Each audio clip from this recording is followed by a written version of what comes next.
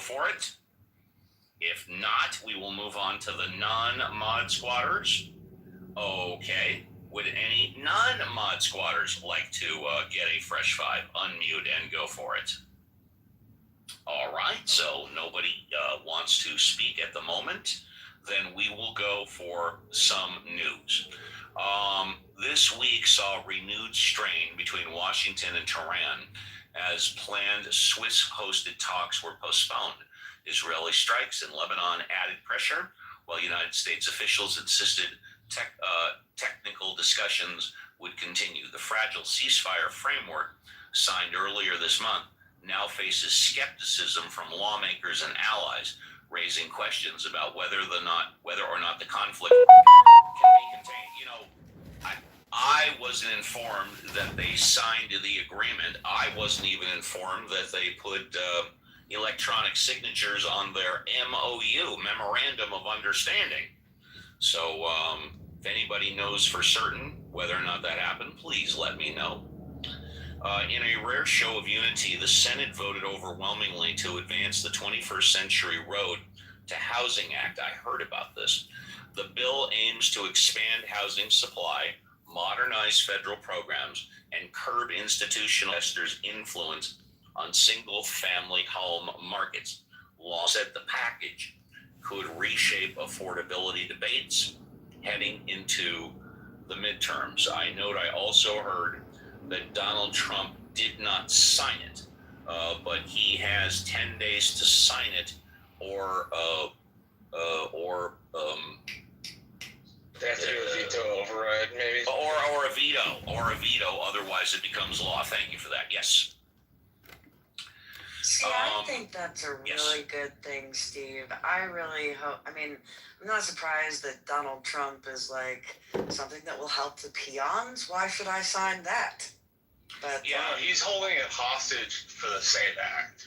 Yeah, I heard he wants something else signed. Yeah, he's saying he wants his indemnification, that he cannot be held liable or criminally or whatever for anything that he's done in the past. Is that right, Marshall? No, he's holding it up to get what's known as the SAVE Act, which is partial nationalization of elections, which is two things. Number one, the Republicans opposed under the first Trump administration the Democrats, what was known as H.R. 1, or they termed it the John Lewis Voting Rights Act, which would have also helped to nationalize elections by doing things like permanent mail-in balloting, early voting for every state. Versus what Trump is doing, the SAVE Act would get you an ID, you would have to have your maiden name and the name on your birth certificate match in order to vote. It's just a whole bunch of different things to, quote, make elections safer. And it's not been passed, and so he's saying he will hold this bill hostage until the majority leader Thune passes the SAVE Act. What should be known to people is in the Constitution there's something called the Time, Place, Manner Clause. And that essentially says that the election and the time of elections are derived to the 50 states. So, for example, Texas gets to have an ID and a signature verification, whereas Pennsylvania may only have a signature verification, right? So it says that each state's are allowed to make their own rules unless the Congress decides to chip in and make rules themselves for federal elections. So that's essentially what it's about.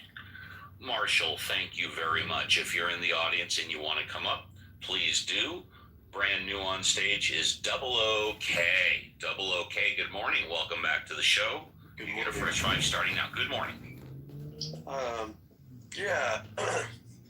I think that this whole thing about requiring voter ID is a false virtue put forth by conservatives to essentially just bolster the lie that the election was stolen from Trump.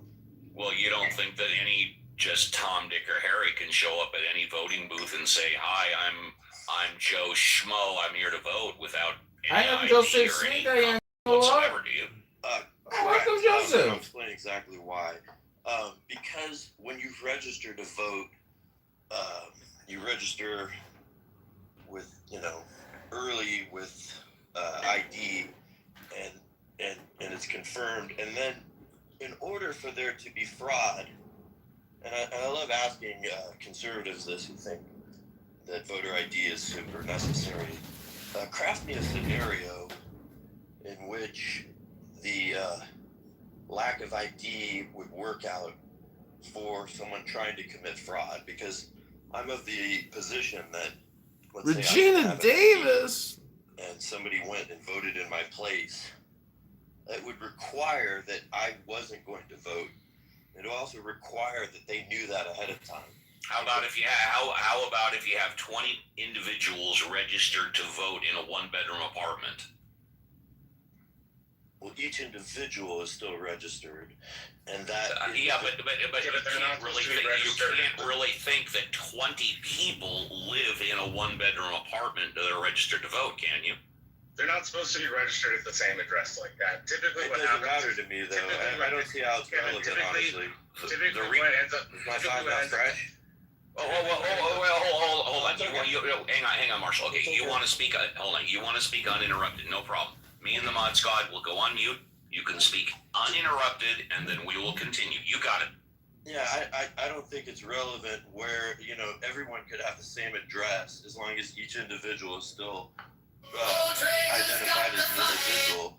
And I'm saying the only way voter fraud could work is if someone went to a voting place, voted in someone else's place, and the only way that could work is if, let's say it was me, I gave them permission to do that. Otherwise, you run the risk of me showing up to vote and then going, oh no, it says here you already voted, and then boom, you're busted, it's busted. And that's not happening. There's almost no cases, vanishingly few cases of voter fraud, except committed by Republicans. no! And so I think Republicans are the ones who commit the voter fraud, not the Democrats. Always the Republicans, never the Democrats. Voter fraud could work is if someone showed up in your place knowing that you were just not going to vote. Like you had a coworker and you're always talking about, I never fucking vote. They take note of that and they're like, I'm going to try this. I'm going to go to his voting place and try and cast a vote in his place. That's really the only practical way, unless someone can articulate. This is John Kitover News, part of Chicago News Incorporated. We're listening to a group of elite intellectual Democrats discuss how voter fraud never happens in the Democrat Party, just the Republican Party. To get an ID to omit them from voting. And also, if you're out there and you're looking to adopt a dog or a cat, adopt a senior one. I think one of the problems is. Marshall, can I just offer some empirical data real quick? Why don't we go Reverend Scott and then Marshall? Let me just say, Chicago News Incorporated, elite intellectual Democrats. I did an exhaustive analysis of voter Only Republicans fraud. commit election fraud. Democrats never commit election fraud. It's okay if 20 people are registered. In my own state of Pennsylvania, they looked at 30 years of elections. 30, that's 30. They looked at 32 elections held over those 30 years. The total number of ballots they looked at, was 100,526,098. Chicago News Incorporated. 26,098 ballots cast. This is Democrat election fraud 101. Reports of fraud. 39 out of 100,526,098. That is 0.0000388%. In comparable states like here in Arizona, they looked at 42 million some ballots and they found almost 43 million, 36 cases. That wound This up is being Chicago News Incorporated. We're with a group of elite intellectual Democrats claiming that Republicans are the only party that commits election fraud, not Democrats. 0.0000355. May I add something? Yeah, go ahead. My favorite was the Maricopa County election recount. One of my best friends, who's a Trump supporter that I wrestle with internally, was fully convinced that they were going to find massive voter fraud in Maricopa County. And even before they counted, I said, not a chance. And the reason I said that was, you've got all these guys in there, like Republicans, old school veterans, and this, that, and the other. And I'm all, there's no way you're going to be able to talk these guys into committing fraud. They're just there to count. And I said, if anything, I bet they find more votes for Biden. Not a lot, but just a little bit. Yeah, I was right. And he didn't really know what to say to that. He was expecting to find band leaks in the paper. He had a list of things that they were going to uncover. And of course, none of it was uncovered. And this was a recount done. The media wasn't allowed inside. It was all Republicans, all Trump supporters in a building recounting in private. And a lot of my, left-wing friends are like, oh, this is bullshit that no one's allowed to even see it. I'm like, don't worry about it. There's no way you're going to get all these people to agree to cheat for Trump. Because even if one person, says no, they're going to come out and be like, oh, the whole thing's bullshit. And I was right. And I just thought that was important. Yeah, and this is, you have a greater chance of being struck by light. Someone has a better chance of being struck by lightning than committing voter fraud. It just does not happen statistically. I mean, it's so infinitesimal. And the very few times it does happen, the 0.00003 or 2, it doesn't affect elections. There's not one instance where we can see that it's affected an election. And it's usually Republicans do it. It's a solution in search of a problem. Marshall is up next, and then Denise. Marshall. Yeah, all I wanted to say was one of the ways that things can get mixed up in elections is if states don't purge their voter rolls, or if, when people move, they don't change address. So, Kevin, I've been doing campaign politics in South Texas for about a decade, and I knock on doors a lot. The things you'll find, and this is Texas, this is not every other state in the country. Other states have similar issues, but Texas is Texas. What you'll find is occasionally people won't fill out change of address forms. So I'll go to the door, and I'm supposed to talk to Mr. Garza, but I'm getting Mr. Trevina. Even though Mr. Trevina is the person who lives there, and Mr. Garza no longer lives there. So you can get kind of mixed up in where people register that way. And depending upon your state, you may not actually have to show ID to register. Each state's allowed their own processes. I actually like the fact that Texas has ID. It doesn't seem like it's an inconvenience to people because they have to have ID no matter what. They have to have ID for just about everything.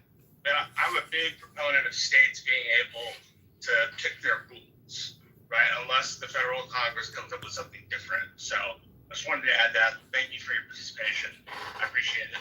Thank you. I show in the queue Denise and then Emma. Denise, good morning. 2 weeks in a row. I am, my heart is fluttering, dear. Please, Denise, welcome. You take as much time as you want up to the top of the hour. Good morning.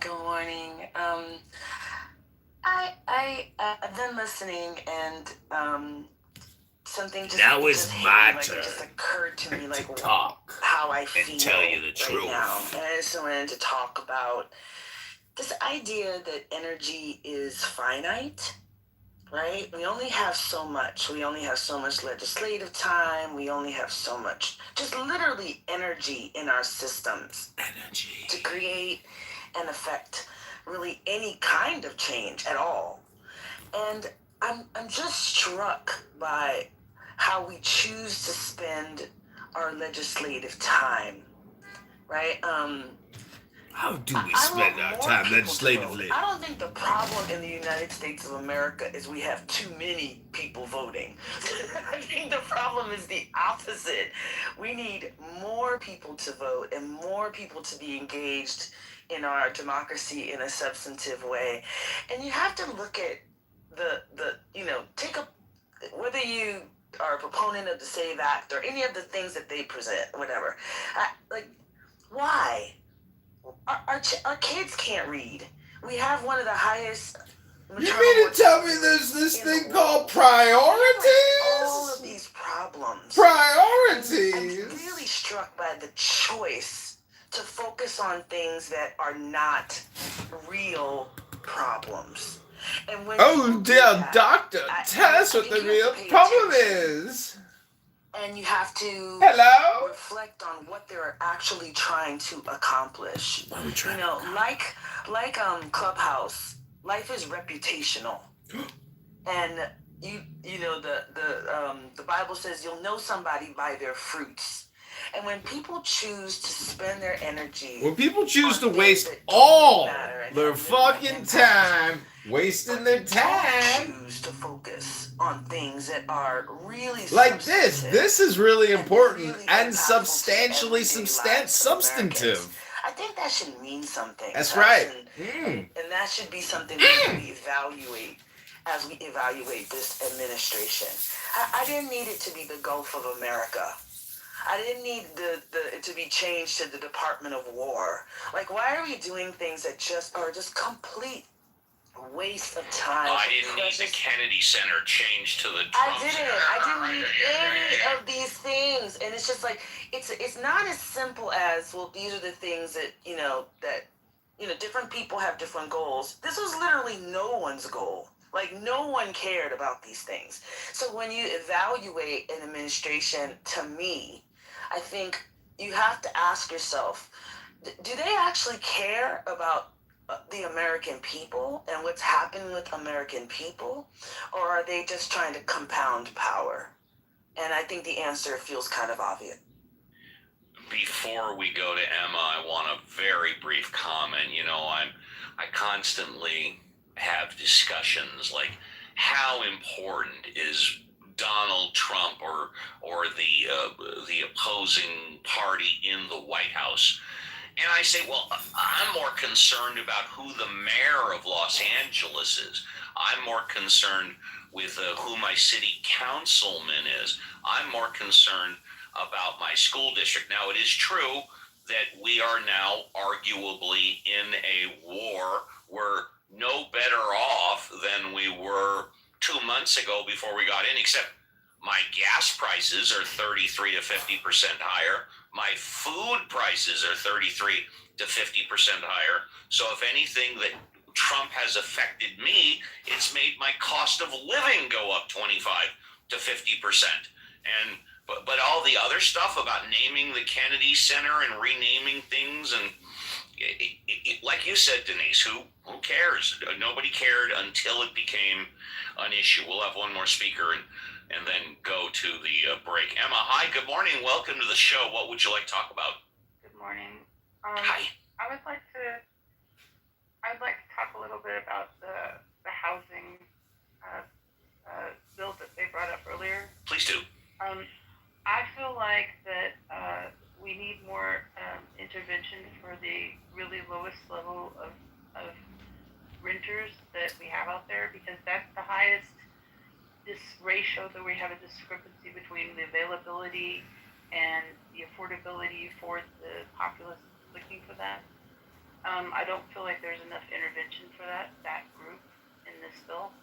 I feel like also there's a lot of allocations for federal funds to go into like repairs and things like that, and I see that benefiting the owners of properties in a way that will allow people to keep older properties that maybe should be taken down. Now, are you specifically talking about apartment buildings or something else? I was thinking about multi-family housing and stuff like that for residential housing. Okay, so you're talking about like a single-family home, a duplex, a triplex, something like that. Okay, go ahead. Yes, Go ahead. Yeah, because that's what would be most applicable with the bill. I feel like that's going to cause some issues that we could address in other ways by allowing tax incentives for people that own these properties to create a more streamlined process for rent-to-own issues, and bring some of those people who are in that level up out of that group. You know, that's like, because you have within the lowest income of people who are renters out there who are searching for affordable housing, you have like there's a spectrum within that group of availability, and what you would really ideally want to do is bump people up a significant group number of people up into the next group. But what I see this bill doing is actually like maintaining those numbers of people that are on the lowest level and actually bringing people who are in the group above that down into that level, not elevating people out of it, not raising it up, and not making enough options for like tiny home housing, which is another option that I feel is like very important, but that is not being like not in any way really being explored or supported by government. So these are things that I'd bring up. I really appreciate that. Thank you very much. And with that, we are at the top of our 2 hours in the tank. 1 hour left. If audience and you haven't come up yet, we encourage you to do so. We're going to take a mandatory break. I'm going to step out of the captain's chair. Reverend Scott, the XO, will step into the captain's chair. And with the help of Violet and all of the mod squad, they will give me a break for the first half of hour number 3.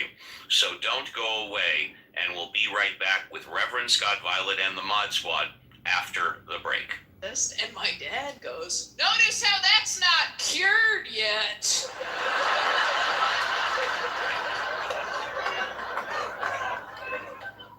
And she's like, "Wow, honey, well, I hope we never get Alzheimer's." He's like, "I hope we do. So we can all forget about this guy." I used to be way too loose with who I asked relationship advice from. I used to ask people in the audience, total strangers. I asked a couple in the front row of a show once, 2 couples therapists who had married each other. Which I know, you ever see like quadruple stuffed Oreos and you're like, enough, right? That is a hat on a hat. It's excessive. But I was like, wow, too often these couples therapists, you gotta ask them, right? I said, do you guys have any advice for people in relationships, maybe people who are fighting a lot? And they said, we do. You know how a lot of people have a safe word to sex? Everyone needs to have a safe word during fights. A married friend of mine, I said, do you guys have a safe word for fights? And he was like, what? I'm like, it's a word that when you say it during the fight, it stops the fight. And he goes, oh yeah, we have one of those. I said, really? What is it? He goes, cunt.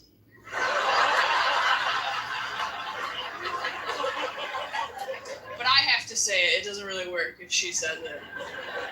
I was like, Jesus, I was looking for like pineapple, dude, but I used to ask people for relationship advice after breakups because I thought that was me working on myself, but it really wasn't. It was just me trying to figure out how to get into another relationship as quickly as possible so I wouldn't have to work on myself. The reason people don't want to be single for long periods of time is that once you're single for a little bit, you start to notice, ooh, some of the issues in my relationships are still here. And it's just me now. There's only one set of footprints in the sand, and no one's carrying my ass, right? Like, I realized in the last year, I still Oh my God, Paula, you got to use relationships. I realized that because I don't wear perfume when I'm single. I don't even think about it. I wear perfume when I'm in a relationship, though, because I know that if we break up and you smell that smell later, you'll get sad. And that makes me happy. I don't wear perfume to smell good. I wear it to haunt you later. I was on a first date with a guy. I realized we both had 3 younger siblings. I said, oh my God, let's text our sibling group chats right now. Ask them what our biggest flaw is. I'm so fun on a first date. I can't believe it. He texts his brothers, hey guys, what's the flaw? And they write back, works too hard, care much. One of them wrote back dyslexic, which I thought was pretty funny. Couldn't read it, but I could. Wanna share every one of you, vent a little about what's bothering you. Got a question that's on your mind, be bold, brave, courageous. Come on up and get you fresh fire. What does that mean? Well, listen up, have a take and just don't suck. Be respectful, make your point in a reasonable way. Come on up, ask Uncle Steve today.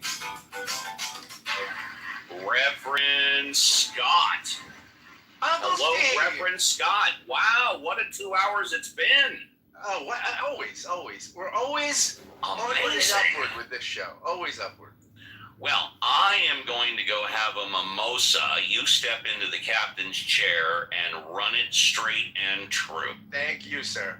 I'll see you in a half hour. I'm too sexy for my love. Too sexy for my love. Love's going to leave. That's right, everybody. Reverend Scott. back in the chair. Violet, how are you? You ready? I'm ready. Violet, let me tell you something. I'm too sexy for my shirt. So sexy. You said that right, Fred. My shirt. But I'm not. I'm not too sexy for this show. Scott is definitely not too sexy for this show.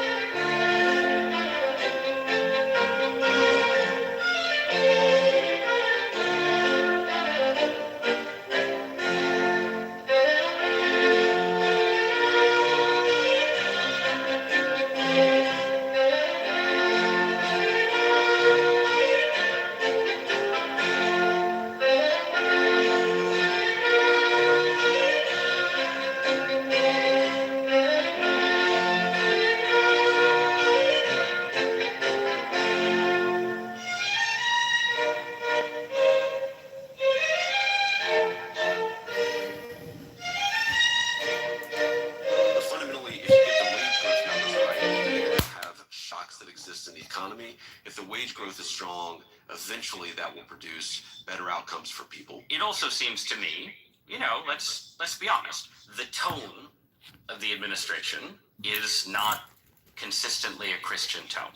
There is a tone of aggressive uncharity to people who aren't on board with the administration's policies. So on the tone thing, it's very hard to rebut this because it's like fundamentally unfalsifiable. Because for every clip that you could show me of me or the president or some cabinet secretary saying something that in your view is unchristian, I could show you another few clips of us doing something or saying something that is like very Christian. The nature of political communication in the era of mass media is that sometimes people are going to say jokes that are taken out of context. Sometimes people are going to make mistakes. I'm not saying I make mistakes. I talk about this in the book a little. In my book, Communion, available where books are sold, I talk about the own mistakes that I've made as a Christian there is an America. There is an apology to childless cat ladies, and we don't need to get sidetracked by that. Go on. But my point is, like, I'm not saying we're perfect because we're not. My point is that the tone argument is in some ways, I think,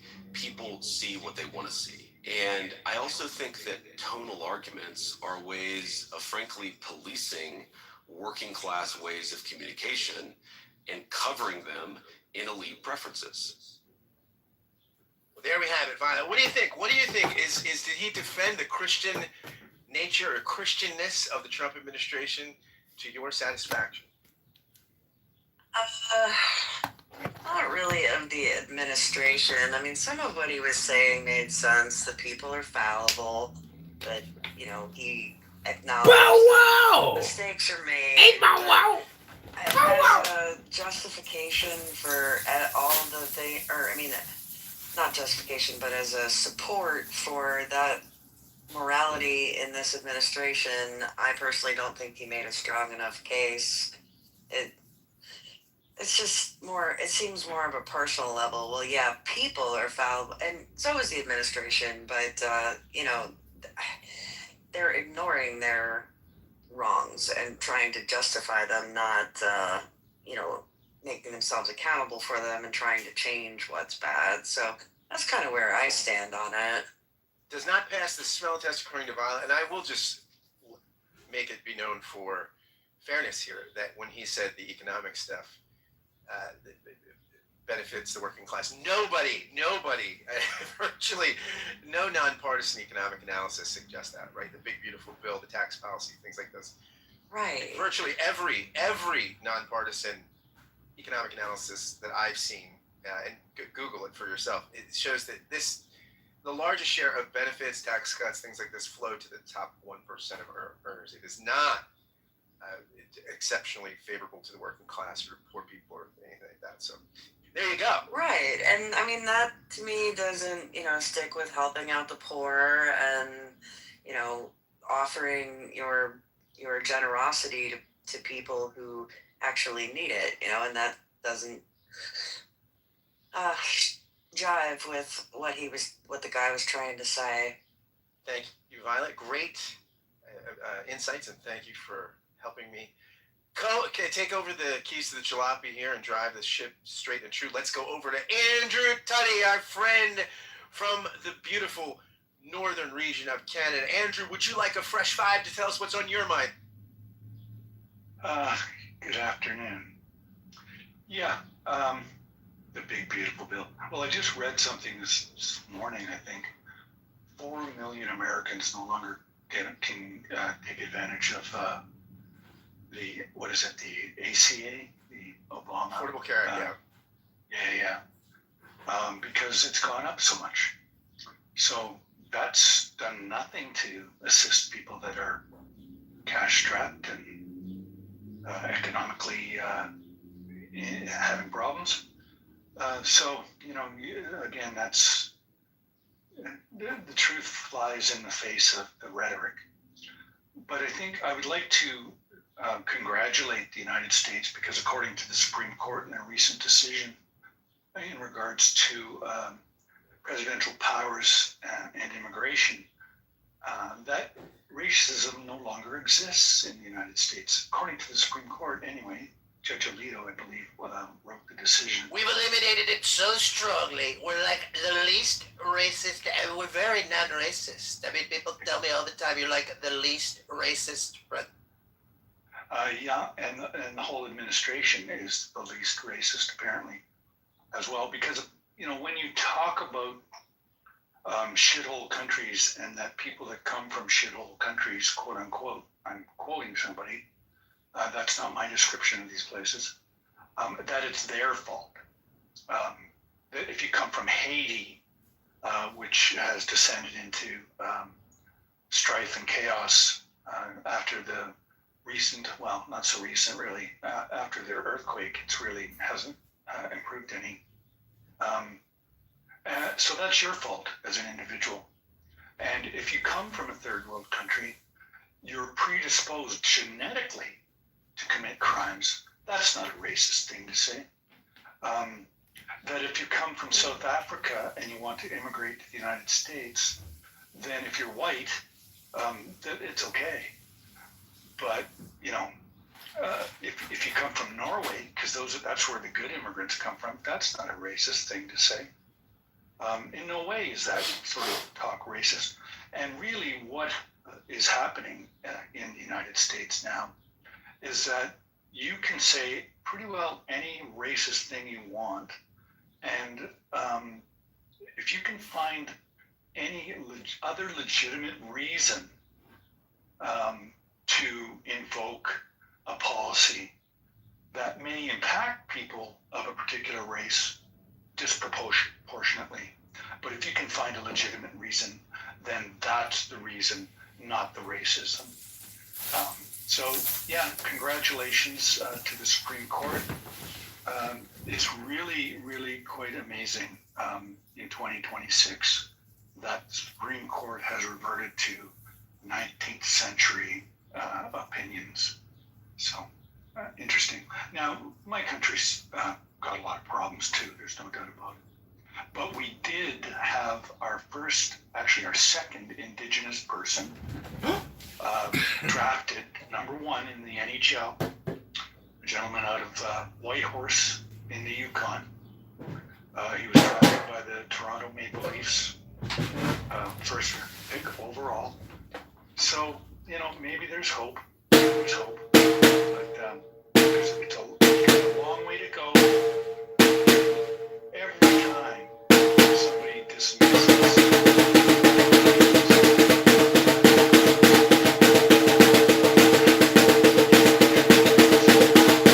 So pure that you cannot look at yourself reflectively, point out all the great things that you've done.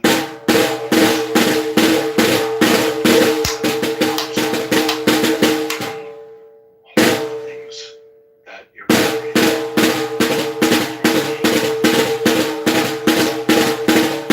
So you go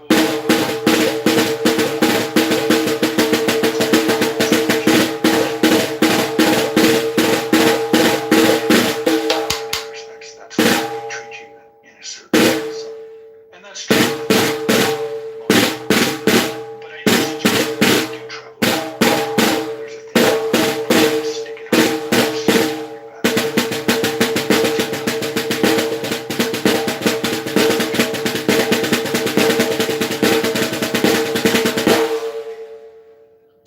Who hails originally from a state that many consider a shithole state, New Jersey, I have done my best to overcome my genetic Jersey for that state to be dumb and rude. And I will not abide for calling New Jersey a shithole country. I love it. I love New Jersey.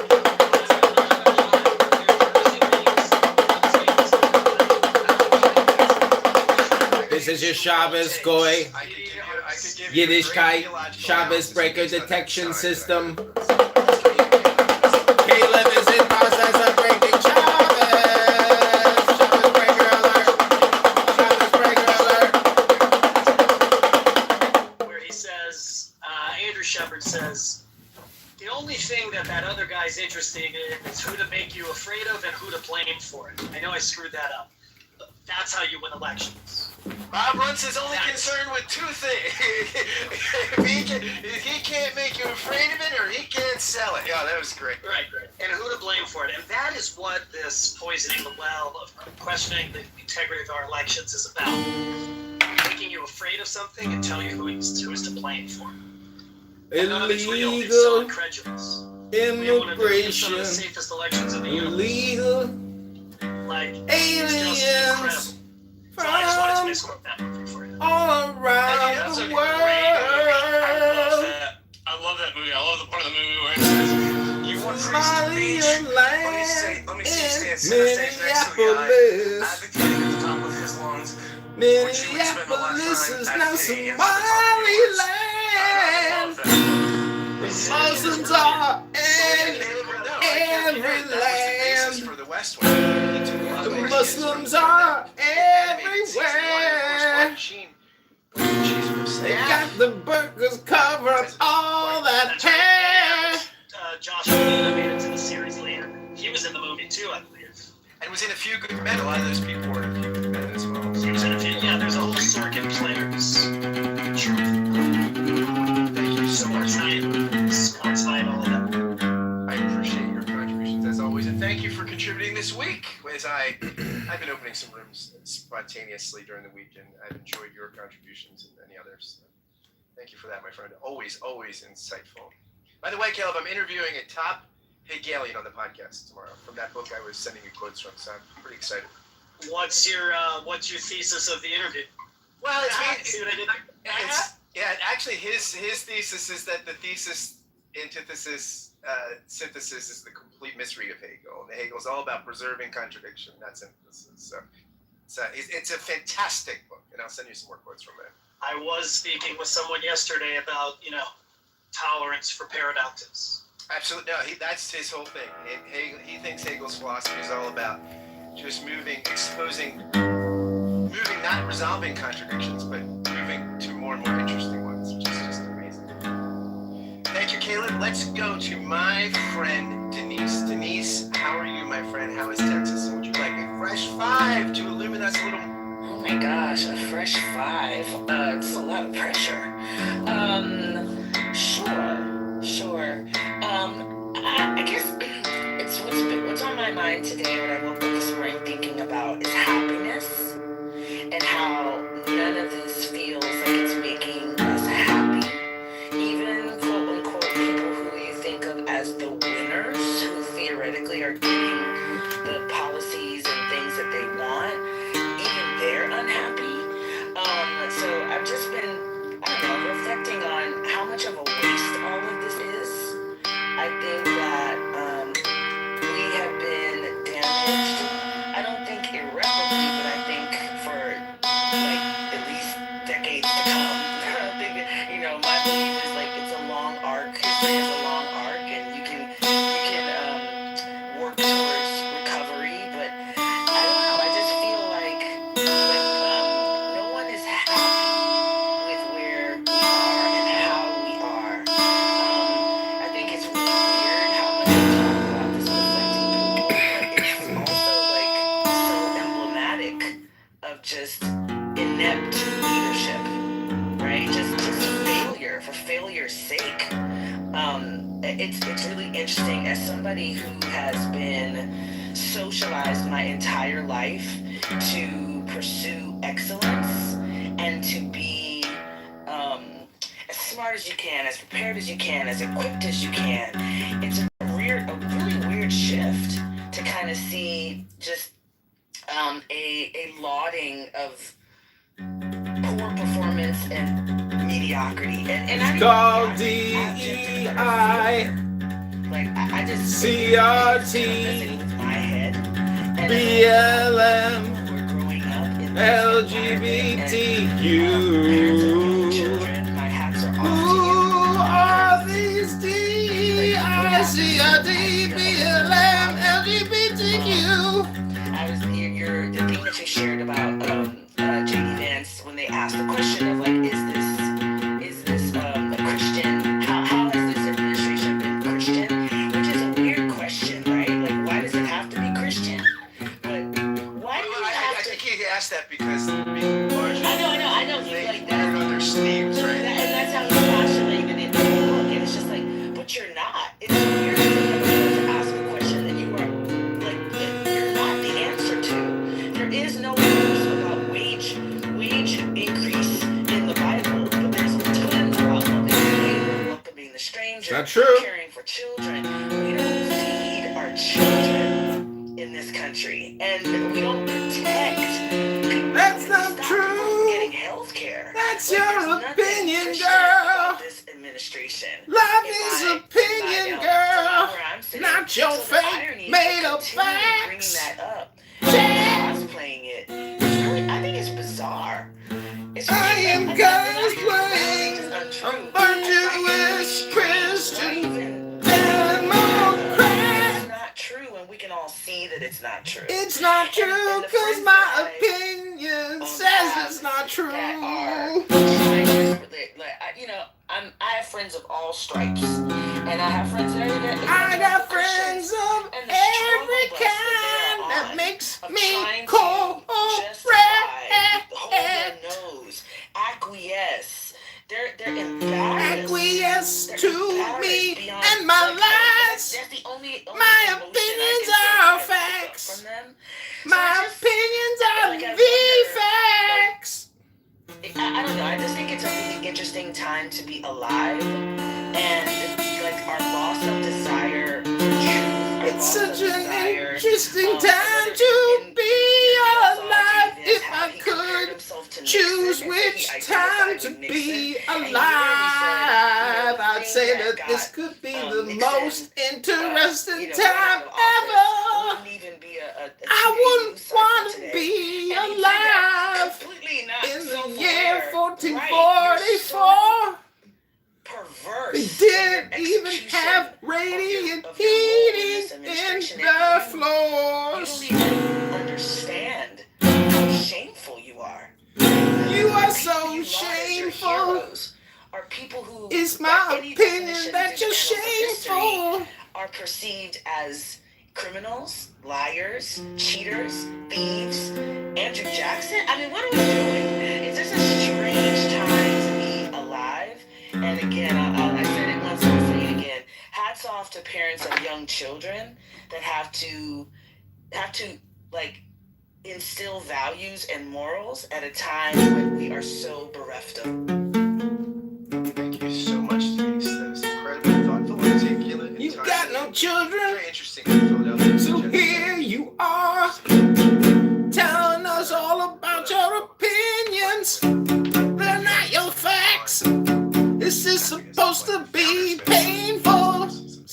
said I was in love with you yesterday, B-Man. I was like, oh man, in love with the voice, not the body. Would you like a fresh vibe to tell us what's on your mind this morning? I'm on that. Oh, I had one earlier. I'm on the semaglutide peptides and losing all the weight. Yeah, no, not really. You can't say nothing about my weight because that is hateful, abusive harassment and stalking. Thank you so much, Kevin. Take that to People, so YouTube is now accusing me of stalking people, which is ridiculous. What you're thinking about today? I should love you, like your boyfriend. What boyfriend?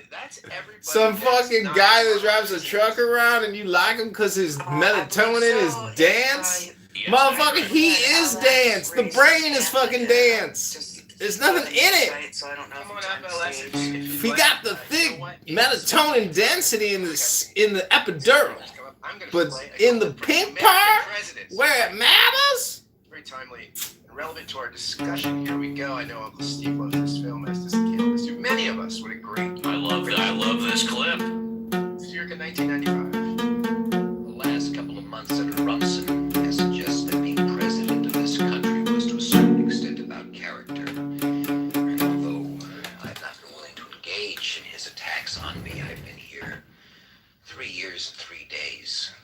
And I can tell you without hesitation, being president of this country is entirely about character. I am a card-carrying member of the ACLU, but the more important question is, why aren't you up? Now, this is an organization whose sole purpose is to defend the Bill of Rights, and naturally begs The world famous Chicago Bucket Boys.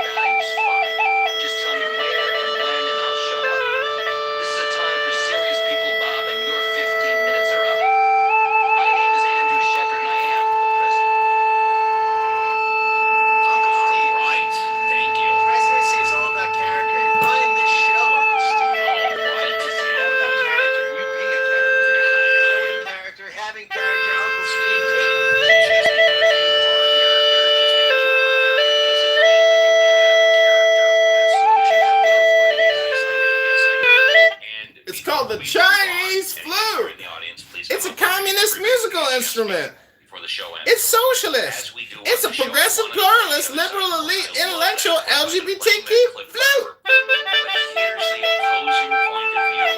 Right around the same time, I think mid to late 90s. This is from Boston Legal, the other side of the. Come on, Denise, do you really want to let a jury have a go at this? Oppression is a dirty word. Remember, we're the country that likes to root it out. This isn't the time to be anti-American. Do I really need to say that?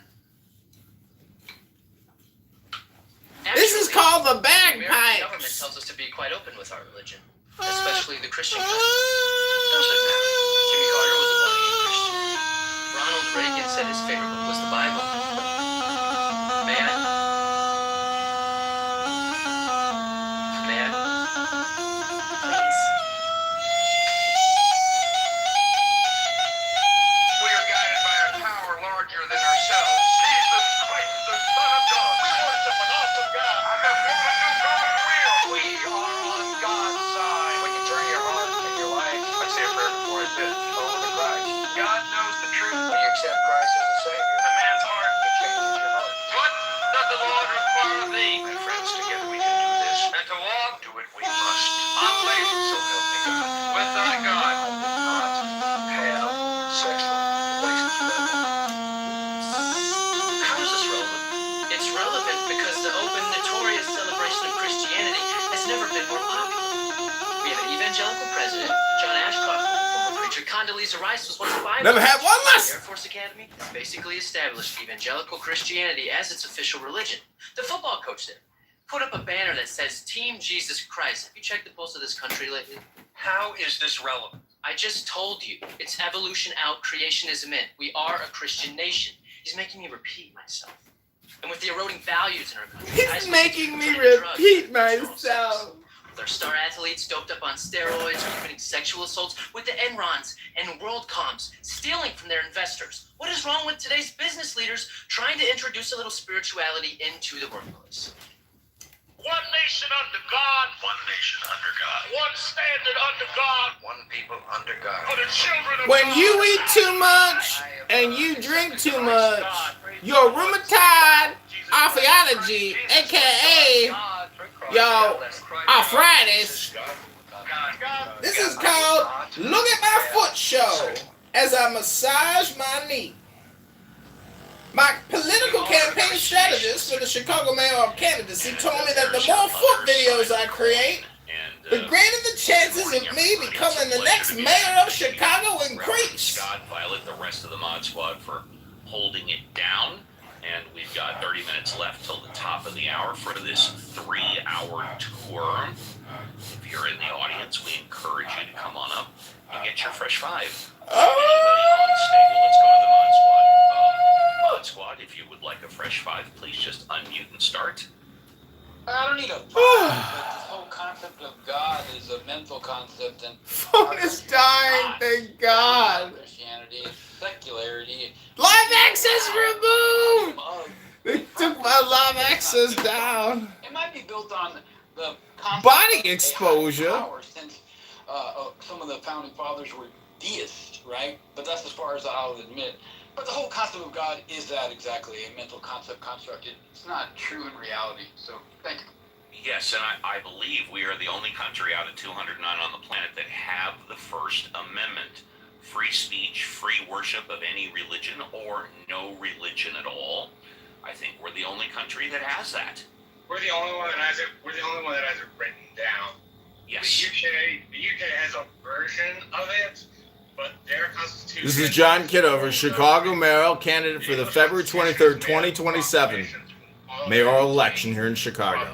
Like the video, share the video, and subscribe to the video. And together we will defeat the liberal, communist, progressive, pluralist, elite, LGBTQ, intellectual Democrats stealing billions from the pensions, putting the police, stealing from the police pensions, not letting the police do their job of law enforcement, no cash bail ankle monitors for recidivist murderers going back out and lighting little girls on fire on the train, slicing their throats. Mass murders on the trains, mass murders at teen gatherings. Like, share, and subscribe to this video if you want change now. If you want to save the future now. People are too lazy to do the research, but like when it comes to candidates, it's their actions, both in politics and otherwise, that demonstrate the kind of person or kind of leader they're going to be, not whatever ideology they say they're attached to.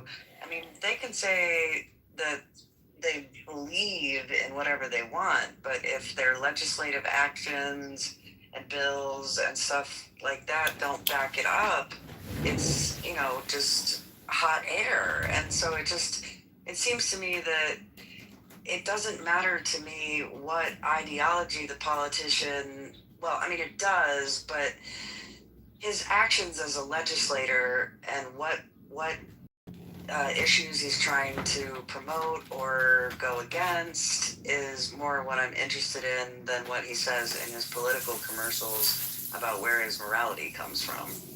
Or well, it's interesting that you bring up Canada, because in 1982 they revised their Charter of Rights, and in 82 they revised it to say the supremacy of God is enshrined at the very beginning of the Constitution, explicitly stating that individual rights are grounded in a higher moral order.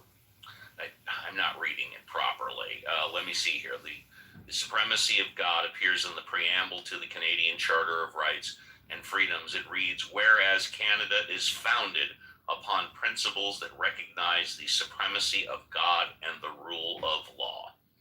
And that was redone about 45 years ago. So, yeah, interesting. Thank you for bringing that up.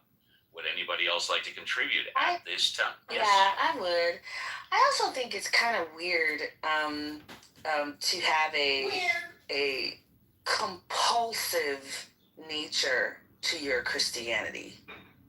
I think fundamentally that is that's anti-Christian. The whole idea is that you present and live a life that makes people want to live like you. The idea is not that you structure governmental rules and laws that compel people to operate under your value system. So the whole concept is kind of strange to me. The way that people want, and in a lot of ways, I have to say, like, nobody really thinks Trump is a Christian, which kind of goes to the point that Violet was making. Like, you know, they don't really think of him as a Christian, but they think of him as a tool of Christians, of much in the same way, like, you know, Pilate was, right? Or whatever. Like, I think that they think of him as a tool. So it's really interesting. Like, do you want a Christian government? I don't know that you actually do. What you want is someone that will do the things and compel others to do what you want them to do. And I just feel like that is just strange and really antithetical to everything that I read in the Bible. You're not supposed to make people do what you want. You're supposed to lead them and influence them through the way you move through the world. Is anybody coming to Christ because of the operations of this government? I'm going to go with a no on that. Yes, Denise. I'm with we go to John. You, Denise. I'm absolutely with Denise. I think you have to lead. I think you have to lead through example. I also think we have the Catholic Church tried this during the Dark and Middle Ages. Picking out shit in my teeth going on. Post Martin Luther in the UK, and it didn't work. Intertwining God and government only cheapens both. It doesn't actually bring people to God. It just cheapens the religion and cheapens the government. Yeah, Trump can call himself a Christian all at once, but if you look at his behavior and if you look at what he says, he does not act like Christian. That's my humble opinion. John Malincrod, good morning. It's a pleasure to see you back on the show once again. Not to belabor the point, but I'm looking forward to my steak and lobster dinner in about a year and a half. What's going on, sir? Yeah, I fear, and I have to say I am getting nervous about that. Looks to me, I mean, my only hope now, I shouldn't say my only hope, But my biggest hope now is that he drops dead, because that may be the only thing that saves me. Mm-hmm. Yeah. Yeah, what's going on? Yeah. Well, so I'm in fact, my PTR. Can anybody guess what that is in my PTR? Because I'm looking at it right now. That's hate I'll speech. leave it to those with good I eyes. want YouTube to know that I am a journalist, a politician, Yeah. a musician, and a magician. And what people say on this show is not the opinion expressed of the host. So I want the people at YouTube to know. And so that's what and you see, it's so weird being over here because, everything is like, it's night now, right? I just had dinner.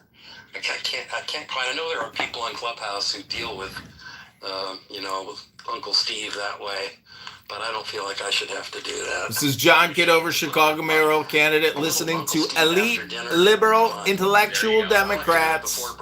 Go to ChicagoMayorVote.com. Like, share, subscribe now. What's your favorite part of your... Oh, I'm sorry. Please go ahead.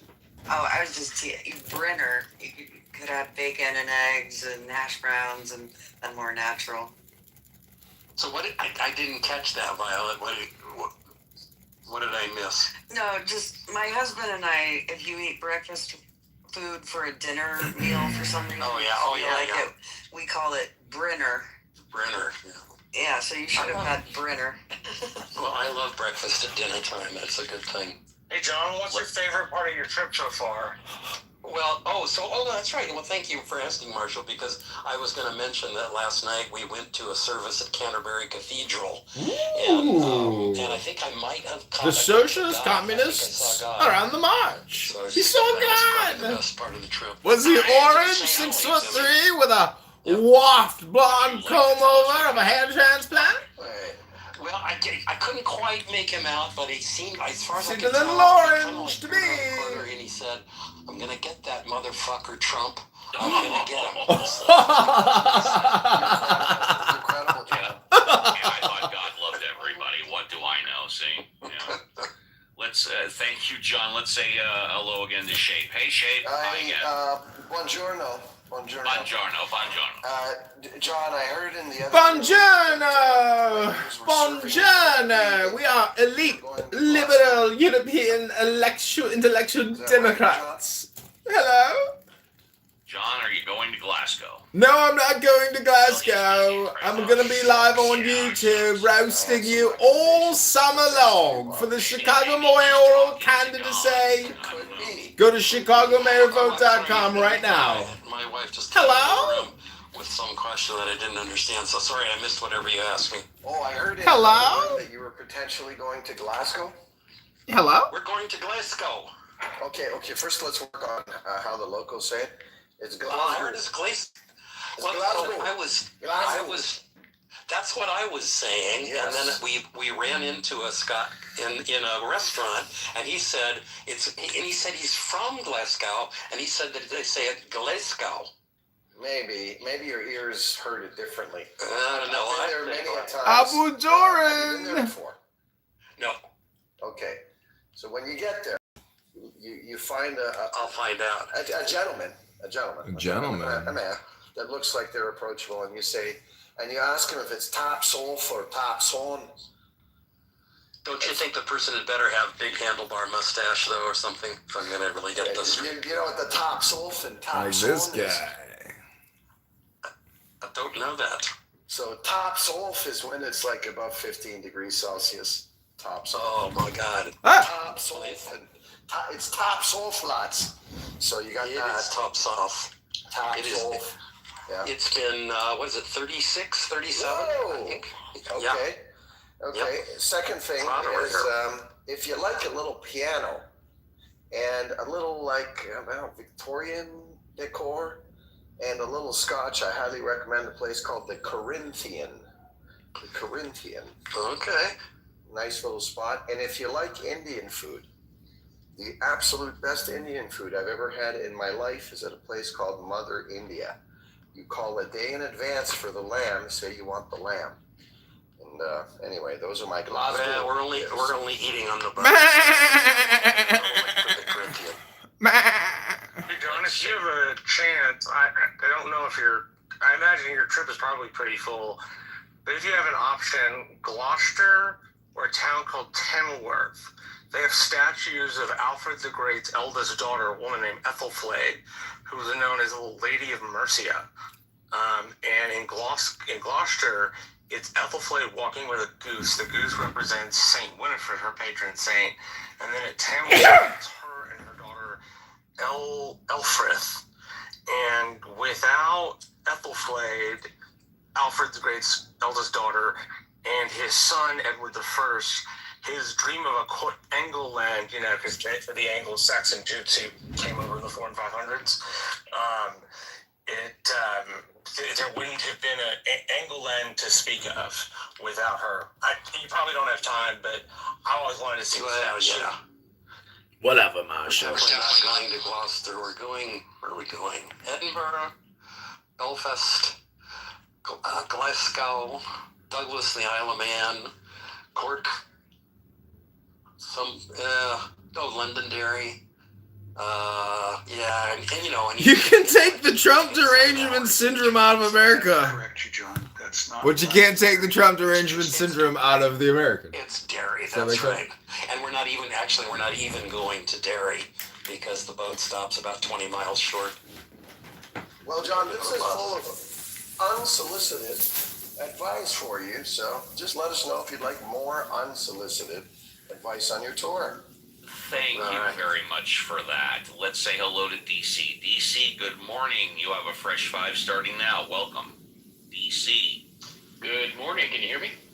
Yes, sir. Hey, good morning, everybody. I saw a movie last night. Wanted to give a really strong recommendation for it. It's called Leviticus. And it's actually an Australian movie. It's more like a psychological horror movie. But it's basically about gay conversion therapy. It was just on its face as a psychological horror. It was gripping. Only 90 minutes long, start to finish, absolutely gripping. But what it says about how religious or certain religious traditions, how they treat gay teenagers, especially young people, when they discover that they're gay, they treat them demonic. And of course, that's what the whole movie is about. It's about that they try to perform this conversion therapy, and what it does is it creates a curse on these young people that they then have to live with. But an amazing movie. I give it 10 out of 10 or 5 out of 5. Highly, highly recommend it. Thank you for that. Appreciate that, y'all. Leviticus, if you're looking for a movie, Leviticus. Thank you, DC. If you're in the audience and you want to come up, do it within the next couple of minutes because it's going to be impossibly. Let's say hello to Alvin. Alvin, good morning. Welcome back to the show. What would you like to talk about, Alvin? What was the movie he was just talking about? Leviticus.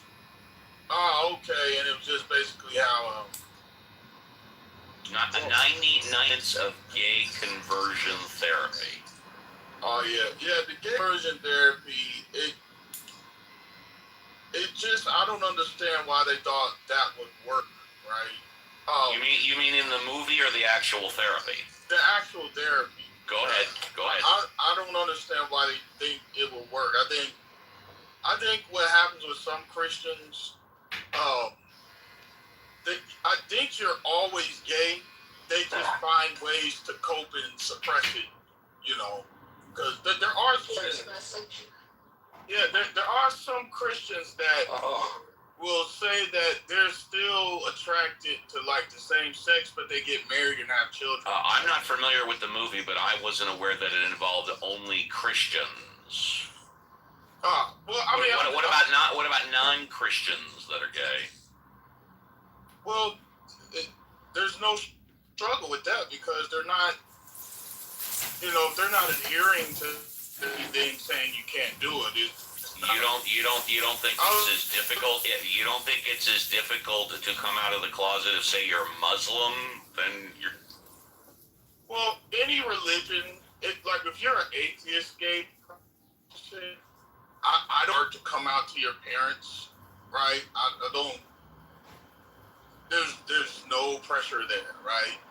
Because you're not right. But the atheist population's only about 8 to 10%. Yeah, I was more so talking about what happens if you're gay and you're like raised in a Christian household.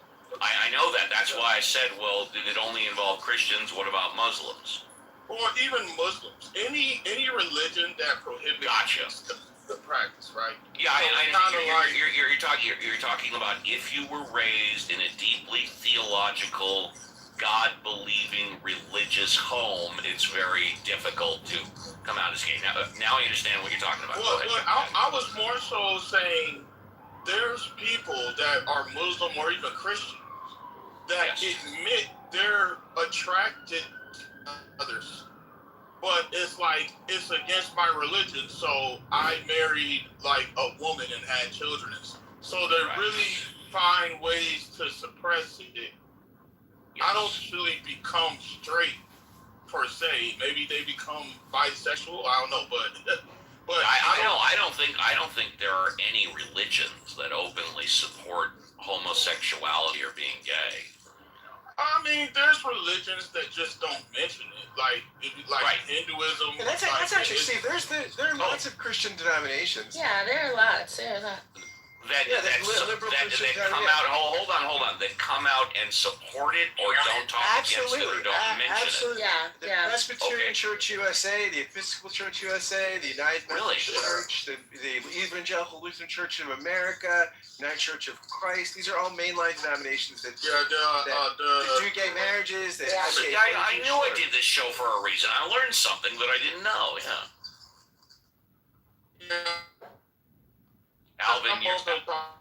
Alvin, you're in the Matrix, Alvin. You're breaking up, Alvin. You're breaking up, Alvin.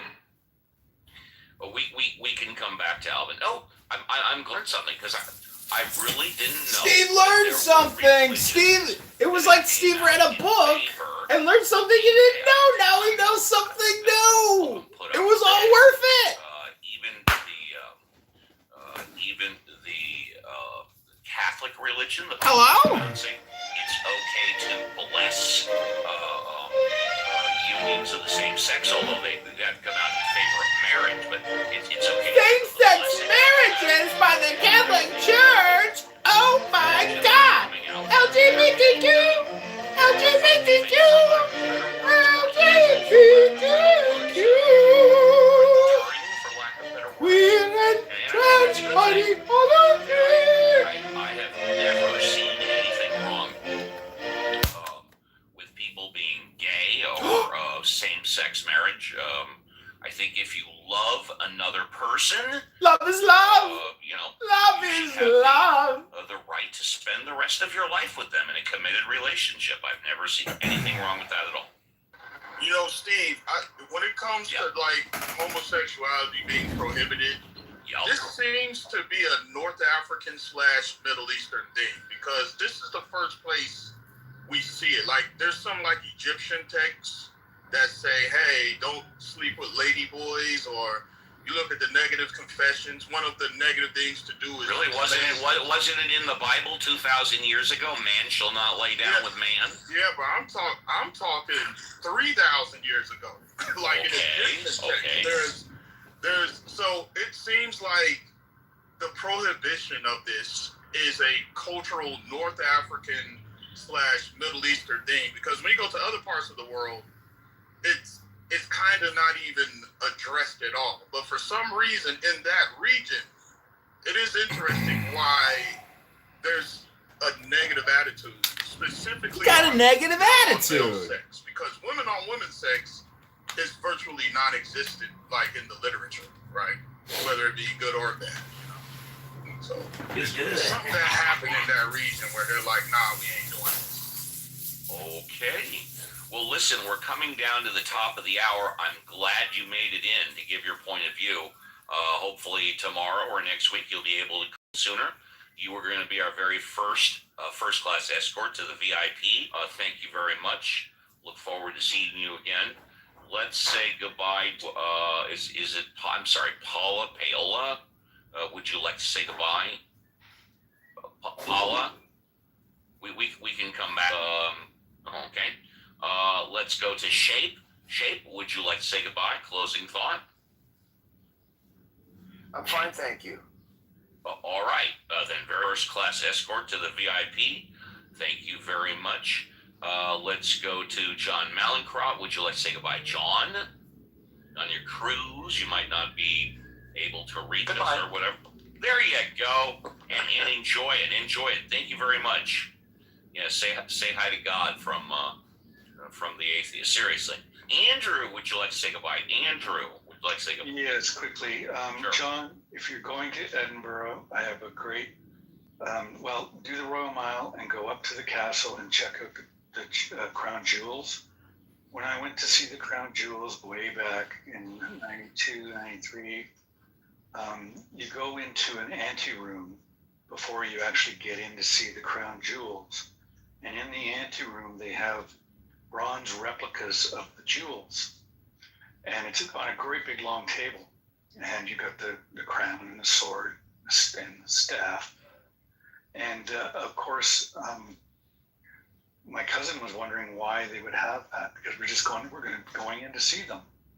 And I looked down at this table, and of course there was a bunch of braille there. So I started to slide my hand across the braille, and I repeated what I thought it said, because I don't read braille. And it was, "Do not touch." So just for the blind, so that they wouldn't be able to touch the crown jewels, even the replicas. Lots of fun. But yeah, do the Royal Mile, check out the pub, the end of the world, because at one time that was considered the end of the world in Edinburgh. Andrew, thank you very much. First class escort to the VIP. Let's try Paola again. Paola, are you there? Would you like to say goodbye? Okay, let's go to Double O Kevin. Double O K, would you like to say goodbye? Yeah. Goodbye. Thank you very much. We'll try Paola one more time. Paola going once, Paola going twice. Oh shit, okay. Paola gets our first stretcher ride down the VIP. Okay, all you mod squatters, grab part of the stretcher, down the red carpet to the VIP. And last but not least, Denise. Denise, what a pleasure and joy it was to hear you again. Would you like to say goodbye, Denise? I would, and I would like to say, do something real in the world today. Be actually kind to someone. Do something that really matters. And if you have to think really hard about that, that's okay. But I think we got to get more into doing than talking. And I love talking. I love talking more than most. But I just also want to remind us to go outside, touch some grass today, and do something that impacts someone else's life. Denise, thank you very much. Appreciate that. And let me also respond that if you have some concerns about making an impact with a stranger, then if you love somebody, give them a call, give them a text. If you're in person, also give them a hug, but tell them, I love you. Just hadn't told you in a while. Somebody that you don't have to do that to a stranger, but someone that you do love, give them a hug. Tell them you love them. It's good. It's a good thing to do. Let's say goodbye to JCC. JCC, thank you for doing the heavy lifting today. Would you like to say goodbye? Tis my pleasure, and of course I'd like to say goodbye. Today was a great room, great show, good convos. Looking forward to tomorrow's show. So until we meet again, folks, happy trails to you. Enjoy your Saturday. Looking forward to tomorrow's Sunday. You guys have a good one. Peace out. Thank you. Violet, would you like to say goodbye? Yeah, Steve, great show today. I'll try to get more sleep tonight than I got last night. You did just fine. You like the way I handled your shtick shift? I love the way you handled my shtick, yes. All right. Well, really exciting show today. Time just flew. We had a lot of great conversation. Yeah. So, I only had to read 3 news stories. Exactly. I think last week I had to read like 15, Well, I love hearing your voice, Steve, so, I didn't. Anyway, I hope everybody has a great rest of their day, and I'll be back tomorrow, hopefully with less brain fog and more hype. And last but not least, Reverend Scott. Would you like to say goodbye, Reverend Scott? Uncle Steve, parting is such sweet sorrow. And by the way, I mean, what's the big deal with same-sex marriage? I mean, everyone knows once you're married, it's the same sex every night anyway, right? It's all same-sex marriage, right? I mean, geez Louise. Uncle Steve, my triumphant return. Happy to be serving as XO. I can't wait for the show tomorrow, where we will be in full effect, as always, coming in hot. And with that, we are done. Thank you all very much for contributing, because the show, without question, is better with you than without you. On behalf of the Mod Squad, we wish you and your family a great remainder of your Saturday. We will be back tomorrow, 7 a.m. Pacific Standard Time, for another 3-hour tour. Take care, everybody, and be careful on the clubhouse streets.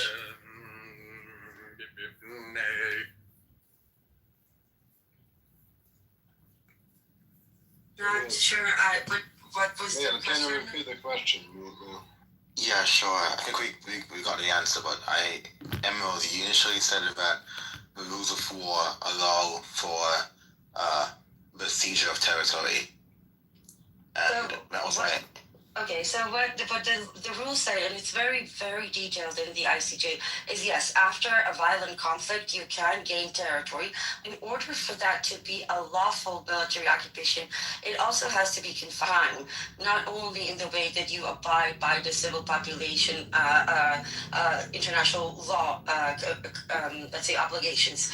But the problem, and this is what the ICJ details, and in regards to the West Bank, they detail it very, very thoroughly. And regarding to Gaza, they give a different detail because the situation is different, and I'll explain in a second. Okay. And I'm not reading from a script. I simply know these arguments in and out. Just 1 second. Please let me answer all the way.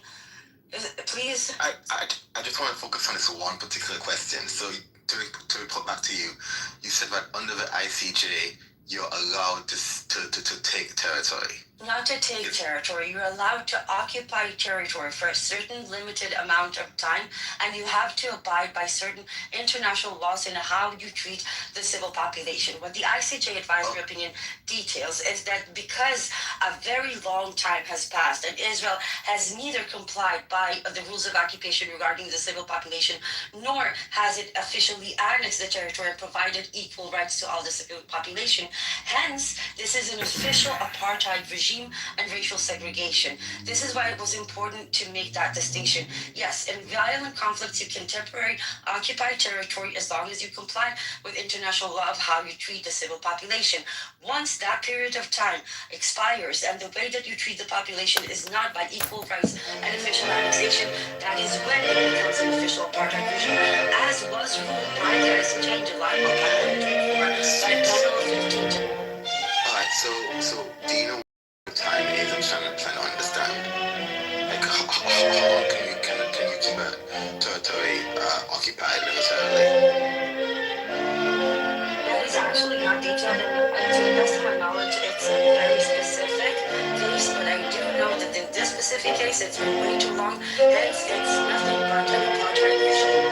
This is why they call Israel an apartheid state between the river and the sea, because everywhere you look, Jews have extra privileges, and anyone who is not Jewish is being oppressed and disparaged and disenfranchised and genocided and expelled and middle class and everything else.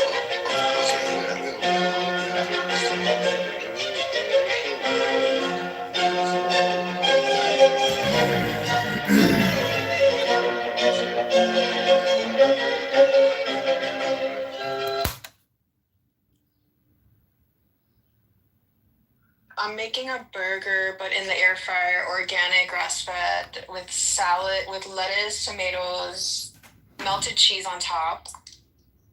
Wait, in the air fryer? Well, come on, I'm being a little bit, I want to get out in the sun. Why? It's grass-fed, organic. Why don't you put it on like a barbecue or something? I'm not a man. That's a man's job. Okay, so I used to be the same way, and then I was like, you know what? I really enjoy eating kebab and like meat that's on the grill. So I just sucked it up and learned how to cook meat on the grill. It's very easy and it's delicious. When I have my own place and I'm by myself with my man, I'll do it. wants me to do. That's it. What if he don't ever want you to do that ever again? I think men like girls cooking. Men like women cooking, right? I think most men like to barbecue themselves. They don't want a woman to handle it. I mean, from my, I don't understanding of it. Yeah, I like women to make like the mundane meals, but like any kind of like expert,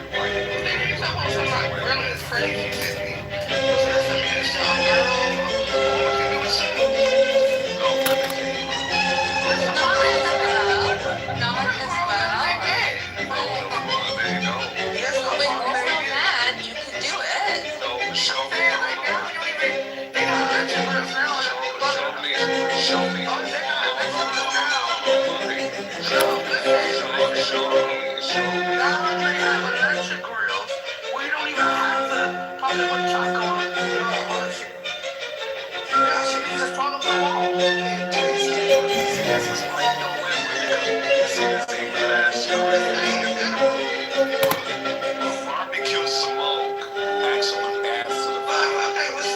So you talking about don't have no goddamn flavor about the fucking barbecue smoke. I would never trust you to make like a I bet you can. I bet you can. You never cook on my grill.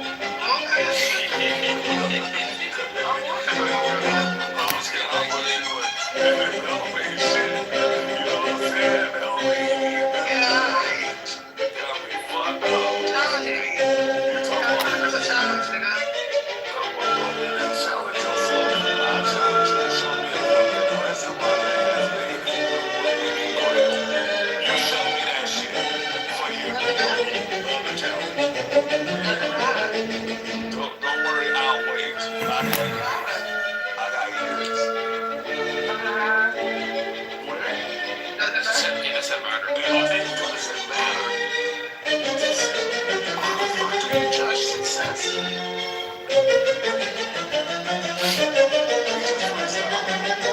Yeah, you are. Man,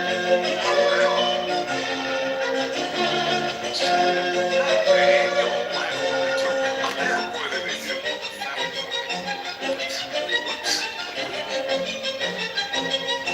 Wait, what did you just say?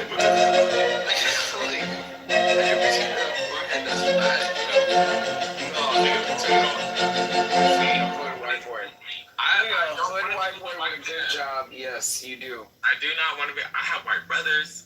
I have white mother. I do not want to be with a white man. I promise. You need to be one of them too. I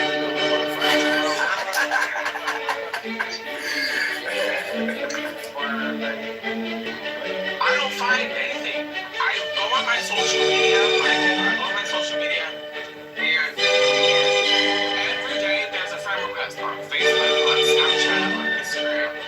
Like the algorithm of social media make measurements, stuff like that, or whatever the fuck you look like, or present, or whatever the fuck AI thinks you are, whatever. Shut up, bitch. 11. What? 11, come on. Adams, you just had his back, and he just exactly. That's why he's playing like a mom. That's why he's playing like a mom. I just told him to stop. Okay, now you gotta go for it. He stopped.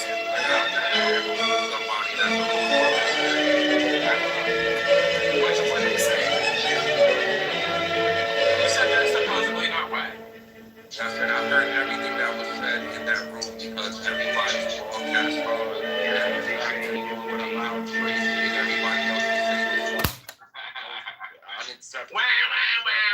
We don't care. You tie baby ass snitch. Who are they talking about? You are a grown ass motherfucking adult. Talking about what I heard in this room. How do you fix your fingers before 12 o'clock in the afternoon to be like, oh, snitch. What is going on? You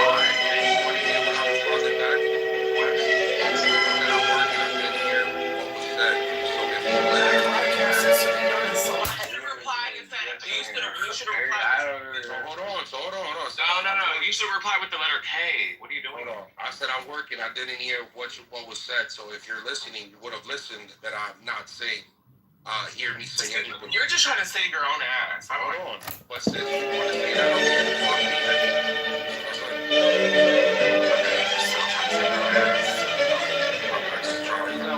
because the reason they came in here and cussed you out has nothing to do with anybody in here. And they're not that I'm talking this good about his body.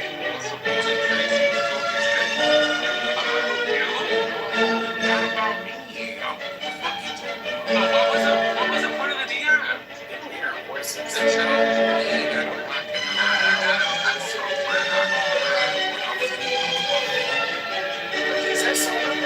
Yeah, so that doesn't make sense. Why the fuck would you even contemplate? You've been here.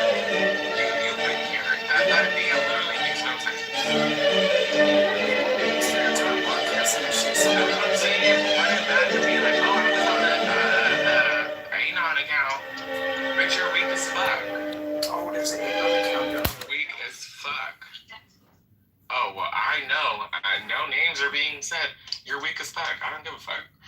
And what the fuck is 11 even talking about? You guys, this small little bird has been following me. This small little bird has been following me for the last 3-4 days. It's probably somebody that you know. And it's someone who's passed on, because... Exactly. You know what? It's this... I post up in the same place... And it's the same fucking small-ass, tiny-ass fucking bird. Yep. 11, clear that up. I don't know what the fuck you even said. what happened?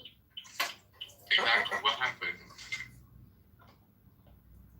We don't know, 11. You're the one that brought this drama to us. Hello? No, listen, Dr. Adam, you're trying to play Judge Joe Mathis after you just motherfucking mended your motherfucking relationship. No, I'm trying to keep my peace. Like, I don't know why somebody would be wasting their time broadcasting. Your neck right now. You have no idea. I want to shake your neck. I want to take a washcloth and wipe the dirt off of the back of your neck. Y'all call me a drunk. I ain't gonna lie. Y'all call me a lot of stuff.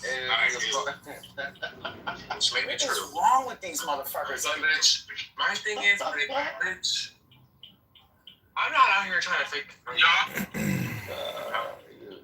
What you see is what you get. What I got is what I got. We can be outside speaking. GT.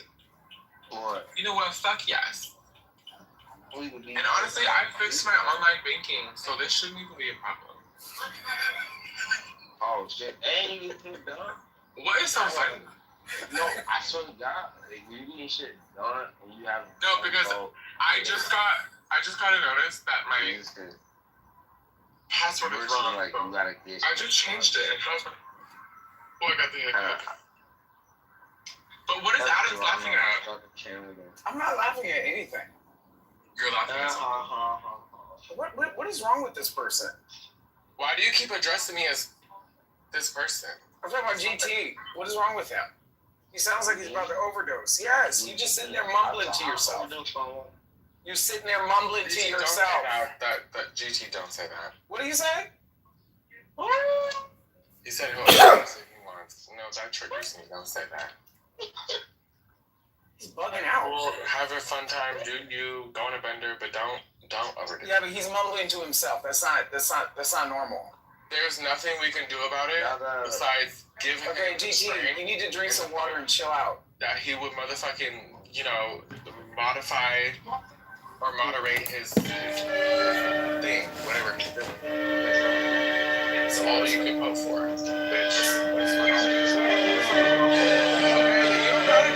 Dude, some of us fucking do. Bitch, and some of us do. And what the fuck are you gonna do about it? On the dead boys, what are you gonna do about it? Because when it's time to give a fuck, you're not. You're not talking about. When you ask about it, yeah, I'm going on. Okay, then what? Then what? Happy Pride, everybody! Happy Pride! What do you mean overdose? It's not an overdose, bitch. I'll show you an overdose. I'm like, don't say that, and I'm over here like, I'll show you overdose. Bro, who's playing that?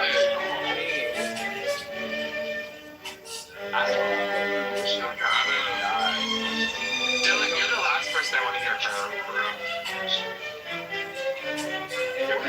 Fuck out of here, you wet dog. You wet fucking tumbleweed. What song is this? Send it to me. It's on my iPad. I'm not gonna lie though, the liquor's kind of getting me thick.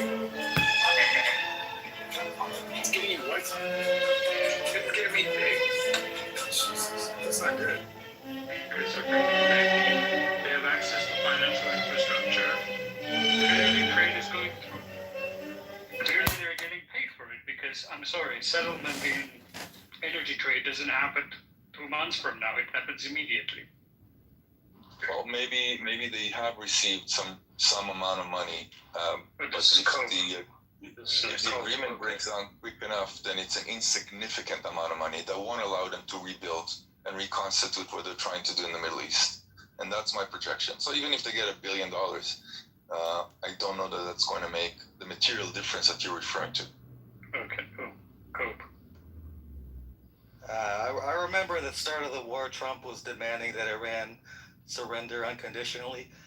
And now he signed this document at Versailles where he put his name on this, essentially a surrender, a we conceding the war. So this is the most incredible political reversal I've seen in my lifetime. Have you seen anything like this? Unbelievable victory, total victory from Iran. So far, it's a disaster. Well, it's a disaster. I mean, you said it serves nobody. I mean, I think it serves the U.S. and Iran because we don't have the resources or will to go spend, $3-4 trillion to occupy that country. So I think it's a win-win for most of the region.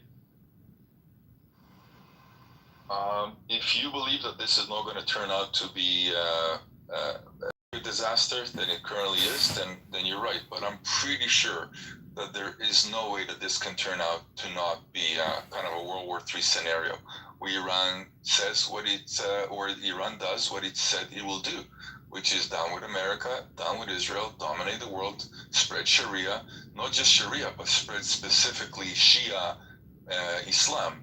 And that's what they're aiming to do. That's what they're stating that they're aiming to do. Sorry, Tom. Sorry, I have a big silence. I'm asking you, Tom, what you know about Shia Islam?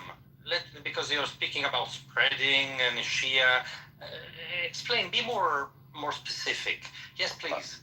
Because you're really bragging now, turning around with the discussion. I'm not bragging at all. Explain me, please. 10% of the Muslim can just get all of the rest of the world. Go on. I'll explain it to you. It's fairly straightforward. That's what they're saying that they're aiming to do. They're saying that their basically result as extons is doing that exactly. Now, they've been attempting to do it for the last 50 years.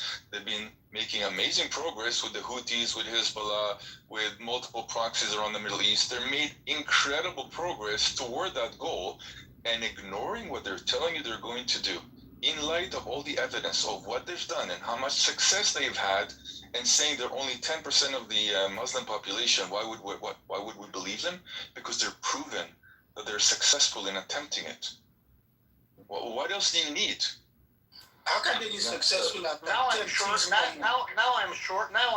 that at least you are half Iranian. Now I'm sure. How can one be successful at attempting? That's why, Tom, I got you. And that's good. Because people that are talking like that are Pahlavists. Oh, I support him for sure, but No, but it's not just you're supporting. You're a hidden Iranian or half Iranian. That you're not an honest person. Listen, I'm a No, Tom, you can turn it around. Now I got you. And that's very important to understand who you are and how you speak. Because if you had a single Iranian here, they'll tell you that my accent does not resemble anything like. my wife is Iranian and I've been living 3 years in Iran and I'm not Iranian. But I recognize an Iranian. It doesn't matter what he is. I don't care. He could be Iranian. He could be subterranean. He could be Mr. Iranian. Lakers and 5. It doesn't matter what he is. Let's stay on topic. You guys always do the personal thing. Are you gonna go give him a Hummer? Who cares? You could have 24% body fat, slowing down his cognition. It doesn't matter. Yeah, it doesn't matter. 24% body upset. Hold on, Tom. It's BMI. Maybe it's like the Iranian shit. I'm speaking. So you said that they have been successful in spreading Sharia. And you mentioned the United States as part of that. What are you referring to? I didn't mention the United States, and I'm not sure that you said they were doing it to the. I'm not sure that Shia, the one they're spreading is Sharia. What I'm saying is that look. Oh, I thought that's what you said. Hold on, you didn't say that? Did he not say that? Sharia, Shia. No, and I did say Sharia, but what I'm saying is the term might be different. But the point is, listen, Lebanon taken over by Hezbollah, which is a direct proxy for Iran. The Houthis taken over half of Yemen, which is a massive country.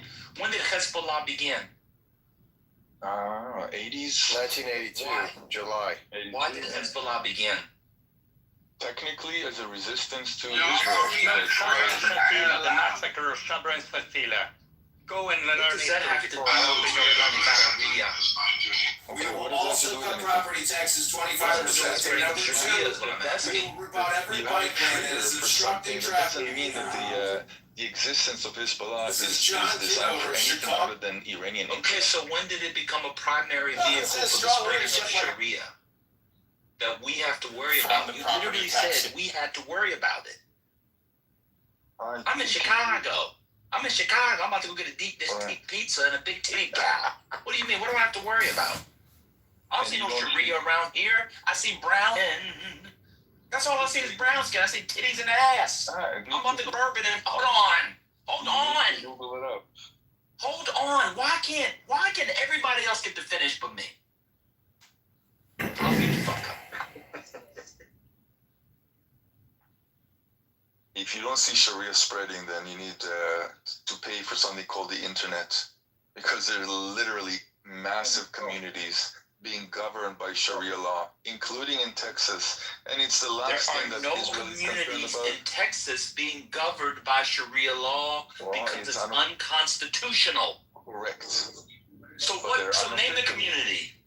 I don't know, dude. I'm on a hammock outside. Okay, and now you're in the fucking goo. I'm tired of the lies. And when we ask you to prove something, I'm on a hammock. Me and my 24%. Your fat ass needs to get on a treadmill and off the hammock. Damn! You could not have an honest conversation with these people. There's towns in Texas. Imagine thinking Texas is being governed by Sharia. What county? I don't know, dude. I'm on a hammock. The hammock is about to break because you're bending the trees with 24% body fat. Get your fat ass up and take a walk. These people with their scripts. There are trans people in here for. Well, am I the only one here who heard that? Yep. Did anybody else in here hear that? Yes. Trans people, we don't want to hear it. Take your fat ass somewhere else with that. International law, he brought up trans people. Dan, can I imagine having Sharia in Texas? It's cool to have a combo, but come on, man. You can't throw out claims where there's whole communities in Texas that being governed by Sharia. Which ones? I don't know, man. I'm on a hammock. Well, guess what? Khaleesi's coming over here tonight, and she gonna splash all her milkshake over my face. You got proof of that? I don't know, man. It's just gonna be chocolate all over my face. I just can't make stuff up. Come on, it's hard to have a combo. We have to go through international law. You had the girl come up here, a 41-year-old, annoying as hell. She got to go through ICJ rulings. Igor has to work through his thick-ass accent to go through law. We asked Tom something. I don't know, bro. I'm on a hammock. I wants to hear that shit. I mean, Ben, just to go back to what Trump was saying, that they were spreading Sharia. They were supporting Assad. Maybe Excuse me? we don't like him. He was a dictator. What is But he was a best Bahai. financial advice He you was would a give from your non-religious. brother? Okay? Now we have Giuliani.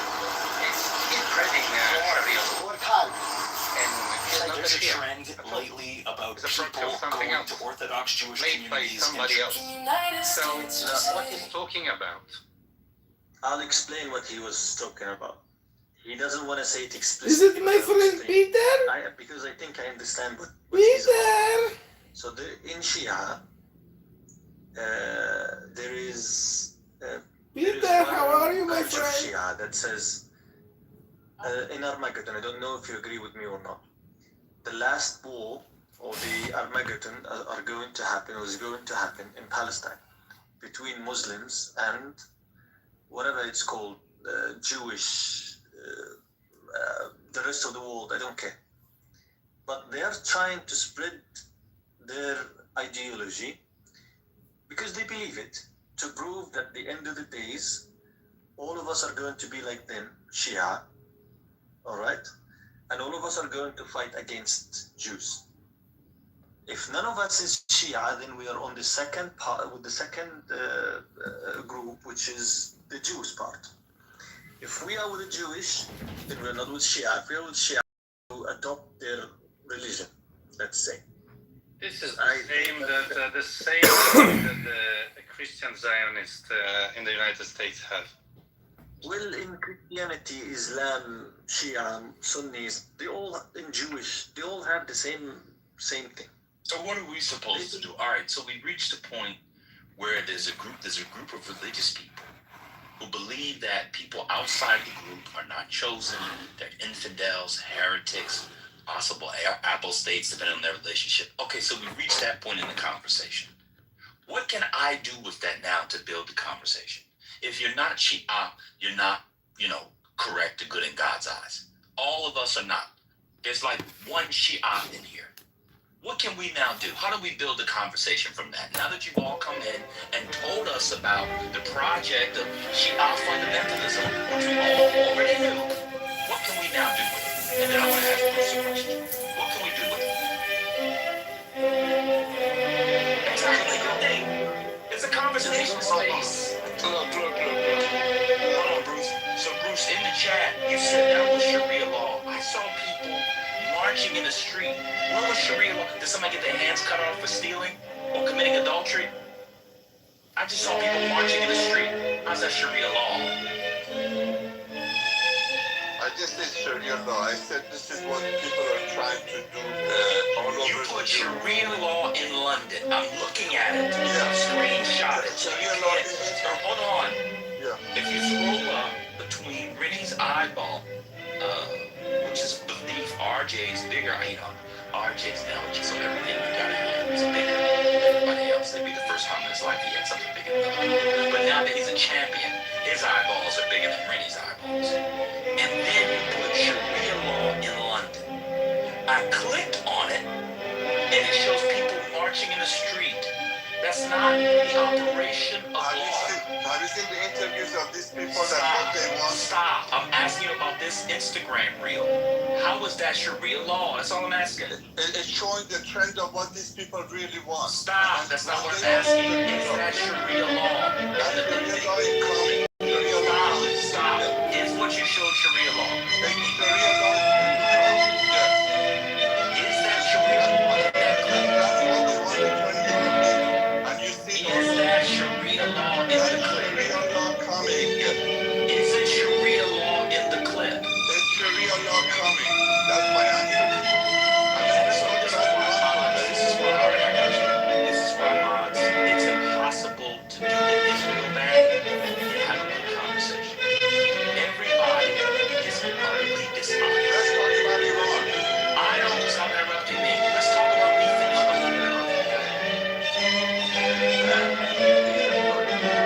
Just ask him this question. What do you mean by Sharia law?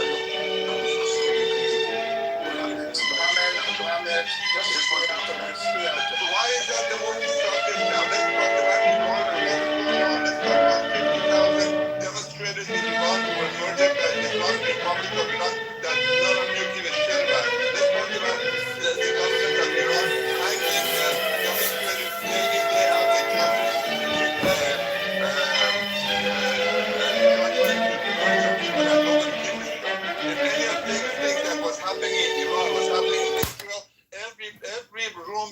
in Clubhouse, everything we're talking about. Israel did this, Israel that.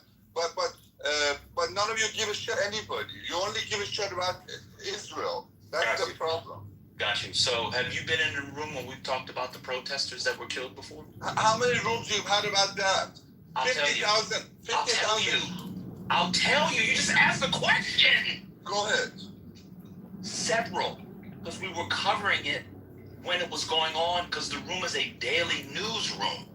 Oh, yeah. So back when it happened, I believe it was in January, a couple months before the war, which I think the end of February, we called Hello? every day.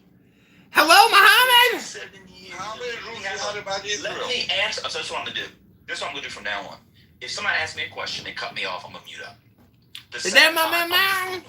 I'm answering the question. Happy Pride, man! Happy Pride! Yell into your phone till it gets cut off, or can I finish? Go ahead. Welcome to the show, Dr. Mountain. You're here with Tyrone Muhammad. We are listening to Politically Correct. They're going on and on about the Sharia is coming.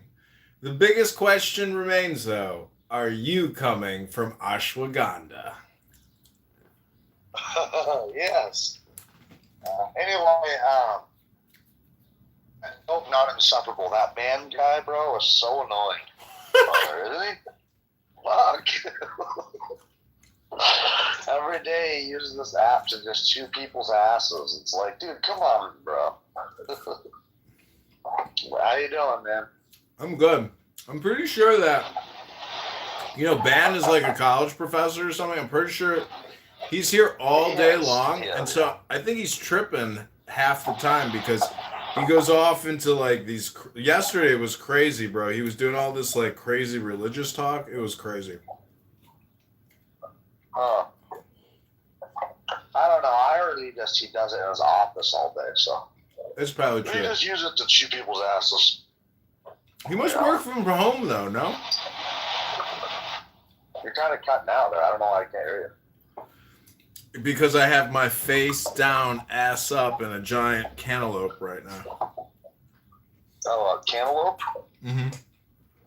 Oh, nice. Nice. What are you doing today?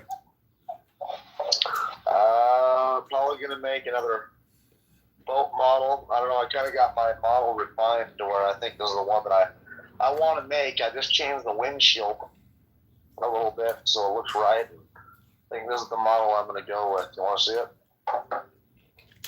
Sure.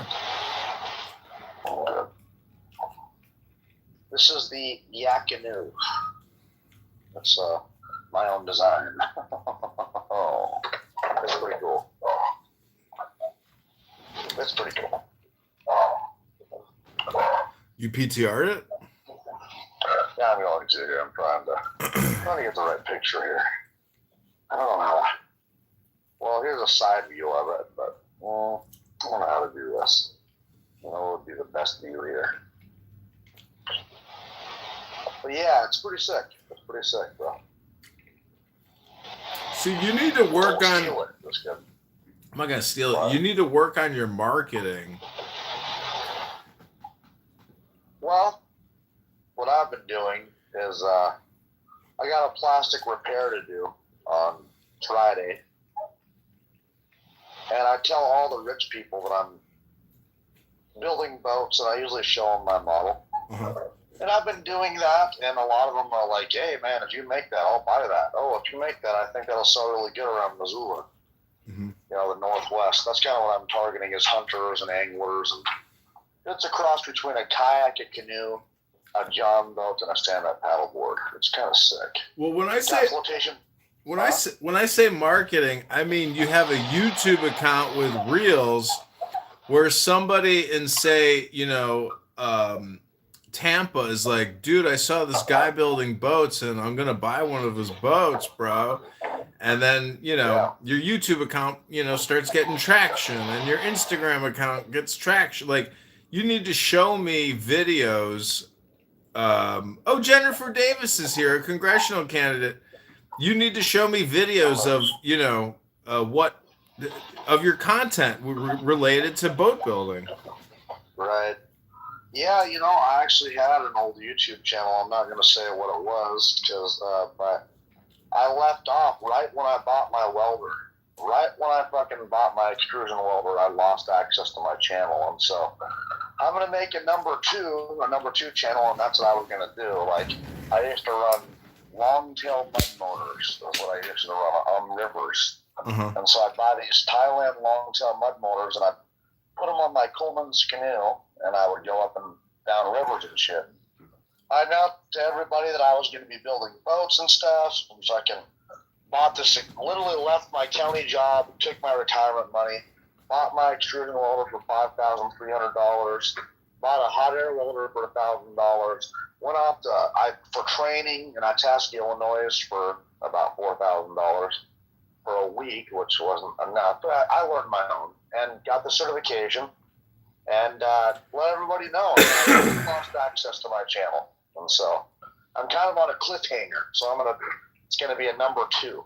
We're going to be a number two. Mm-hmm. But if you want to, I'll tell you what my YouTube channel is if you want to see my old content. No, I mean, I'm not going to search it. You got to, message me somehow. I can't hear you. I said you got to, message me. Can you hear me? Yeah, you're kind of cutting out. It's like you're talking through a sock or something here every once in a while. Yeah, I'm a little far away from my mic. You'd be the only person I would tell on Clubhouse because... Oh, wow. What a privilege. Oh, this is proprietary information. I'm going to go to the bank tomorrow and cash my check. This is some... It's like you're sending me money. It's like you're talking to you. It's like you're just sending me money. Wow. Okay. I'm going to tell you what it is. Wow. I'm going to tell you what it is. Oh, my God. Wait, let me get my notebook. Are you ready? Go ahead, doctor. No, John. Go ahead, doctor. It's called Mud Motors Max. Mud Motors Max. My bank account just got a wire transfer with $20,000. Type it in, bro, and you'll go, oh, that's enough. Don't ever tell nobody, though, okay? Do me a favor. But yeah, that's what I do, bro. I run long tails and shit. And so building boats is my thing, and so I've been building models, building some boats, but haven't sold any because you got to get a Coast Guard approval. You get in a lot of trouble if you try to sell boats without that Coast Guard manufacturer identification key or horsepower capacity rating. $50,000 for every boat you sell. Civil lawsuits by the federal government for every boat. $50,000 down the tube. So there's no point in selling a boat without that. So yeah, that's kind of what I'm doing.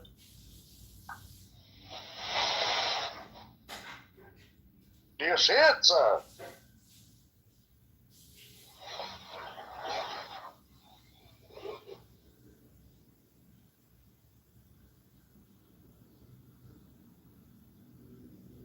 Max, M-A-X, by the way. Well, that's me.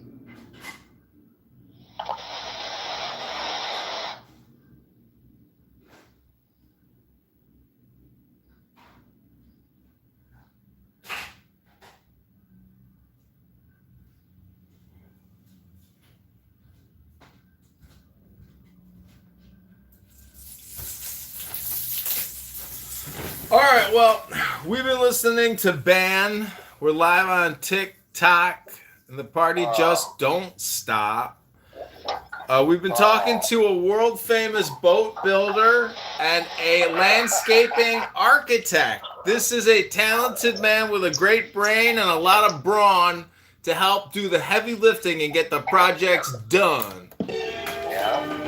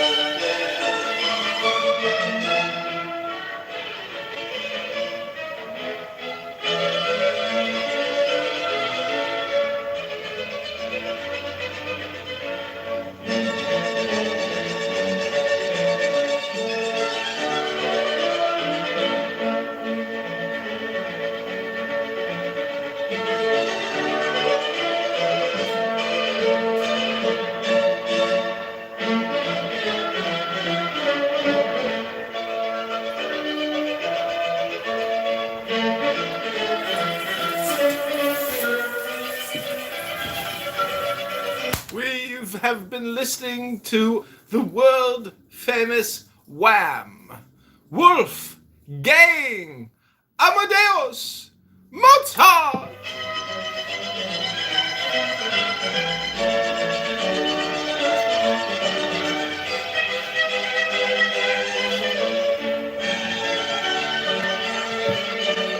I take you back to our Trans Pride event here on Clown House with the world famous band.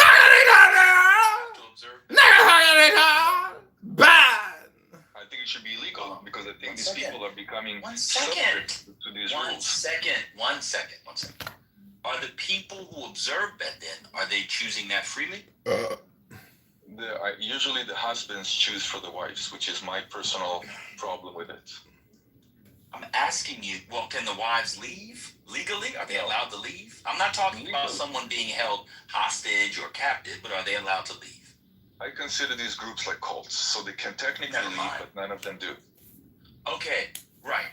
So if that then is allowed under our Constitution, and these are civil matters and family matters, shout out to Steve Urkel if you take the cool juice. Steve Urkel? Hi, everybody!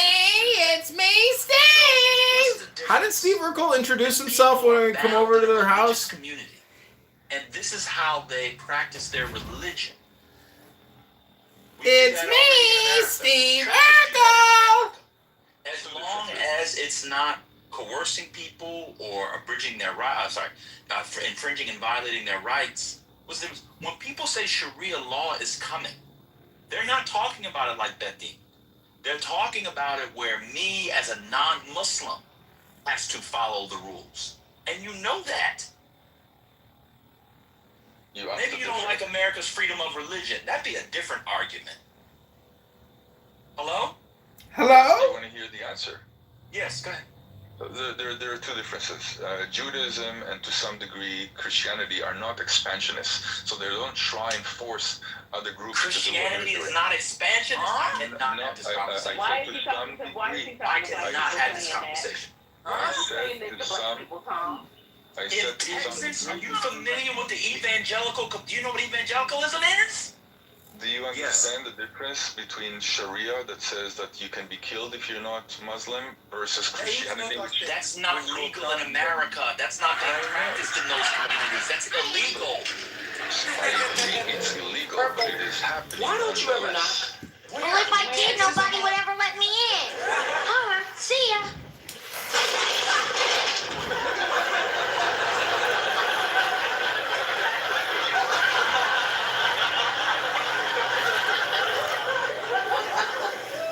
Did I do that?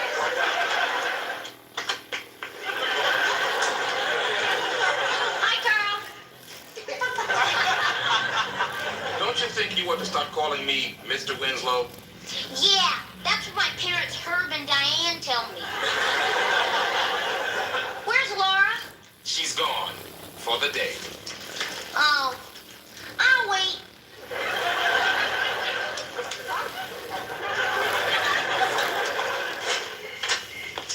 Hi, everybody.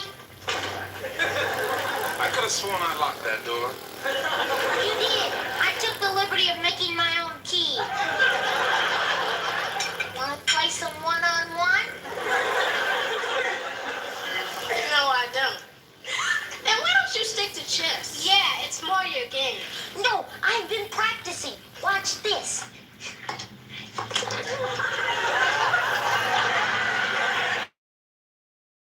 Did I do that? Ready or not, here I come. That shower running doesn't fool me, Laura.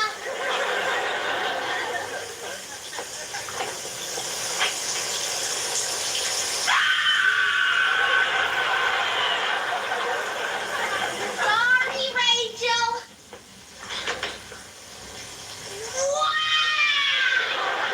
Laura's upstairs. Yeah, I know. I just called her. Boy, nobody slams a phone down like Laura. Did I mention my dad knows Wayne Newton? Let you go away. Get out of here, goat face.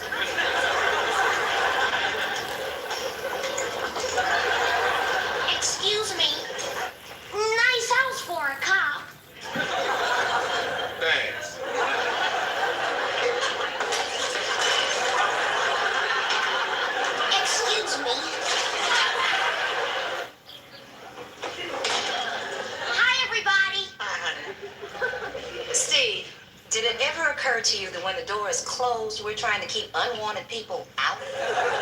Well, I better lock it then.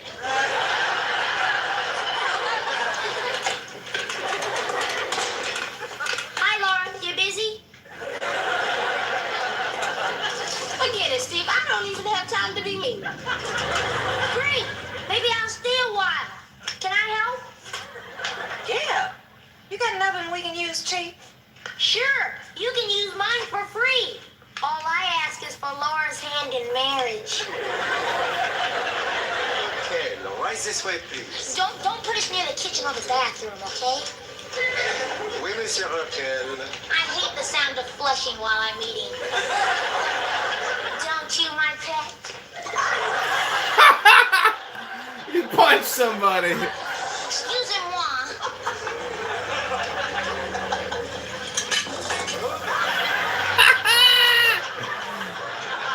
It's basically like slapstick or what? Clown comedy. Everything is like from. I'm in the middle of something. Go home. I can't. It's my parents' bridge night. I'm not allowed near their friends. Hi, Laura, my little photogenic fox. It's that time of year again. The day everybody exchanges their school pictures. Sorry, I don't think I can spare one, Steve. I only have 144. Oh, I understand. I'll just stick around and stare at the real thing. Steve, what are you doing here? I come here 3 or 4 times a week. Sort of like a second home. Oh, no, Carl. That would be your place. You're not going to eat that, are you, Carl? What's that supposed to mean? Do you know what's in it, baby? Guar gum, red dye number 5, and enough cholesterol to clog up your arteries like a drain full of greasy hair. Once again, you've come between me and the things that I love. Works every time. I found your problem. Your shielded cable is crossed with your power line. But don't worry, I fixed it. All right, let her rip, Carl.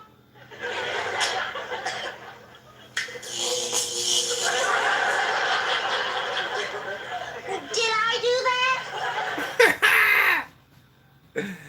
Did I do that? That was me. Hello? I guess it's Sharia law because the biggest issue that people have, they come to Dearborn and try to if you were locked up at any is they go Illinois into the places and say, like county, the audio, I want or like anywhere a else. pepperoni pizza. Oh, I can't get a pork pepperoni pizza. All the pepperoni is halal here. Well, we do have it if you ask for it. But yeah, and just like the guys said, Yemeni community is deep in Dearborn. It's a wonderful place to live. We have a microeconomy that survives more than the rest of Michigan, even during economic downfall. It's a great place to live. Crime rates are relatively low. Insurance rates are high, but that's Michigan. No, that's good. First I thought that I had a wife now, and then no, you had a daughter, no. Then back to Tom. Tom, what the hell are you saying now? I'm gonna make some assumption. Please, Tom, no assumptions here, Habibi. Just wait. You're saying that Habibi. You're saying that law is being practiced, Sharia law is being practiced outside of Saudi Arabia, which is the core of Sharia, right? Just go and look at Saudi Arabia, Habibi. You will see miracles. It's Europe. I mean, Europe is being preservative. They let women drive now. They even let women drive now. They let women drive now? Habibi, they're opening bar. I know. They're letting women drive. Oh, hey. they were already letting the women. More power to. You know what's Cristiano Ronaldo's wife is? What was her name? Georgina. How could I forgot this? Georgina is under his name in a passport, not as his wife, as his mate. All right? And this is Saudi Arabia. They are practicing anything but Sharia. How could it possible that in a country like America, you're claiming, you're accusing the people of being, I mean, having their own secret communities. It's like I'm watching a movie, man. No, we're worried about 9-year-olds getting married in Iran, Iraq, Afghanistan, and other Islamic countries. That's what we're worried about. Well, you know, We're not worried about Detroit now. well, you know, you were stationed in those areas for what, 30 years, and so you still worried? What? Come on. Anyway, I feel like the main problem is anytime somebody who is not a certain group can just freaking eat the food that they're supposed to eat, then everyone is crying about Sharia law. Or if somebody is voluntarily abiding by their faith and dressing a particular way, oh, it's Sharia law. Make nobody cover up in America. Are you okay? No, that's not what we're worried about. The only reason why somebody decides to do it is because they understand why they want to do it. No, we're worried about honor killing. Yeah, everybody else who gets forced. I have a question, Chuck. When it's 90 Can degrees, I finish speaking? you asked the question. Tom, get up. I'm not done. Get up. Yeah, I want to say something, so I Other people are speaking. Can you hear? Right, and especially because some of y'all are so sexist, and you really need to get out of that. But I'm just saying, you can't force that in the United States. Are y'all okay? People in the United States are not y'all. Like, whatever your little home countries are, like, that's not us. We don't have to, like, be worried about that kind of stuff. Not if yet. y'all enforce that, well, there is no not yet. You can't use your mentality into someone else. You can't do it. Y'all tried. The FBI tried. Came to different mosques and things like that and tried to get people to be extremists. And guess what we did? We called the FBI and turned them in because we don't play that. We're not y'all. Good. I'm glad you're like that. Well, I'm not worried about whether or not you're that or not because I'm not trying to impress you. Yeah. What I'm telling you is that how the human brain works is not that you get to just wave a fucking wand and all of a sudden people are just Shia who are minorities. That's just crazy. There's been a lot of honor killing in Europe by people coming from Pakistan and other countries who are not used to this culture. We want to make sure that it doesn't happen. Honor killing in America, and it doesn't matter their faith. There's a lot of dishonor killing here, so nobody cares. So you're okay with it, good.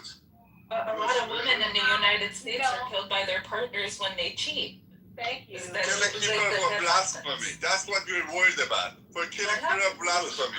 Bruce, one second. Tell me a country in Europe that had a honor killing. Thank you. You haven't seen people come to Pakistan and murdering their own daughters because they dated the boy? Where that was in London?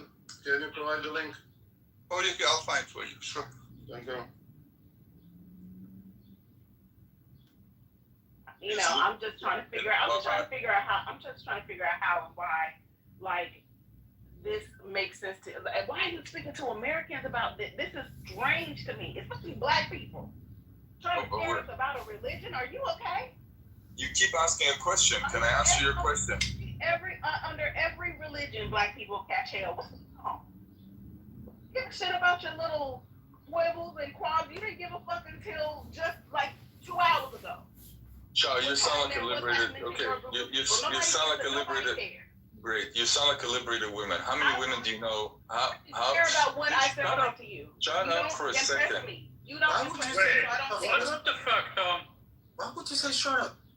Because she keeps talking over me and she keeps screaming at the phone. You keep talking over her. I don't care about your opinion. And I'm not trying to take up all the space on the stage, but I don't respect how you speak about what you're speaking about because you're going to demand that if someone speaks about your group, whatever group you belong to, that you're going to want them to exercise more caution and care than you are doing. And so that's the reason why I'm continuing to talk over you. Okay. But So I'm done now. How many Muslim women do you know who cover their whole body, cover their whole face? You can only see a tiny slit of their eyes, 90-degree and sunny weather on a beach, and that's by choice. As a liberated woman, tell me how many of those women, My cousin. how many of these, well, let me guess, you are, She wears shador. She wears shador. Do you support the IRGC? What school do you support in your hand? No, I don't. And all of a sudden, I don't, but my cousin, she covers all the way up and she goes to the beach. And I have a friend that covers up as well. That's the thing. We have choice in America. We have choice. So, Choice, and she does it by choice. There is a choice. There's a choice. You want to cover, you cover. Yeah, she is. She doesn't have a choice. There you go. She doesn't Nah, have a choice. she does have a choice. Her husband is actually less religious than her.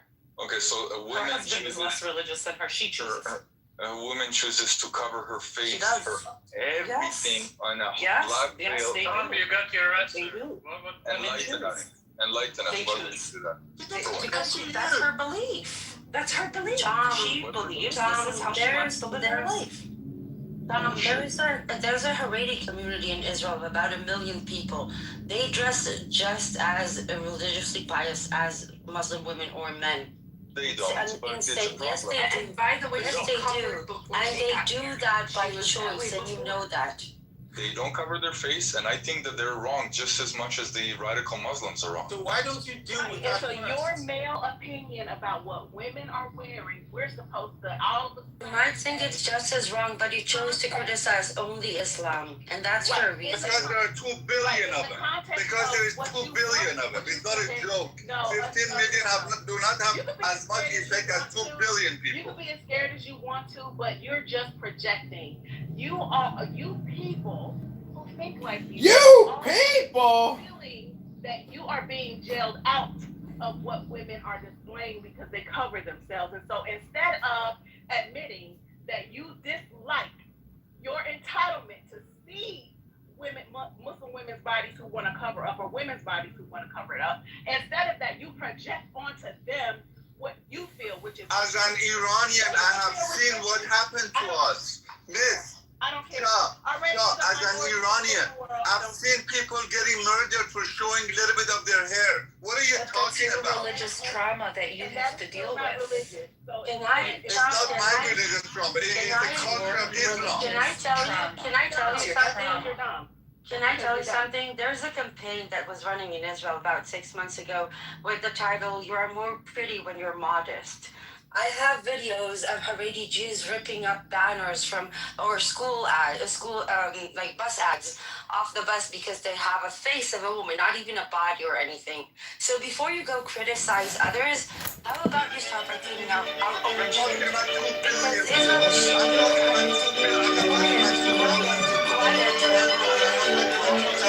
Quiet! Quiet! Quiet! And it doesn't matter which religion it is. And it's 22 Arab countries. That's 52 Muslim Shut countries. up, I'm not talking to you. Yeah, I'm telling you, 22 Arab countries, The very 55 fact that you choose to criticize Islam, and Tom, this is to you, but you shut up. This is Chicago mayoral candidate John Kitover running on February 23rd, 2027 against Brandon Johnson, Alexei Giannopoulos, Susan Mendoza, la comunista de feminista de la ciudad de Chicago. Yo necesito tu votar para mí, el mejor y uno maestro. I need you to share this video, like this video. Together we will defeat the liberal, elite, intellectual, progressive Democrats, the pluralists, the LGBTQ, the CRT, the DEI, the BLM, all of it. Affirmative action. It's all a lie. Just like affordability. You can't spend billions to fix a problem that you spent trillions on. It's called inflation. Hello?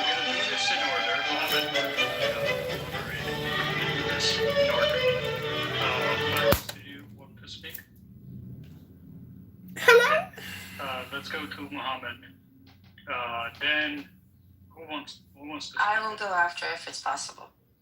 Okay, Mr. Rose, then we're going to come back to me. Then we'll choose Can I you. go after Ambrose? Yes. Muhammad Rose Bruce. Go ahead, Muhammad. Thank you. Now, for what Tom was saying, I've never seen it. I live in Libya, and I've been to Egypt. I've never seen it there in Egypt. I've never seen it in Libya. What was he talking about, him and Bruce, about being, some people were killed? Actually, there are internal conflicts between Shia and Sunnah, and mostly Shia are killing Sunnah in Iran. And you can say vice versa, I don't care. But this is the truth that's happening there. I don't know if Bruce agrees or not.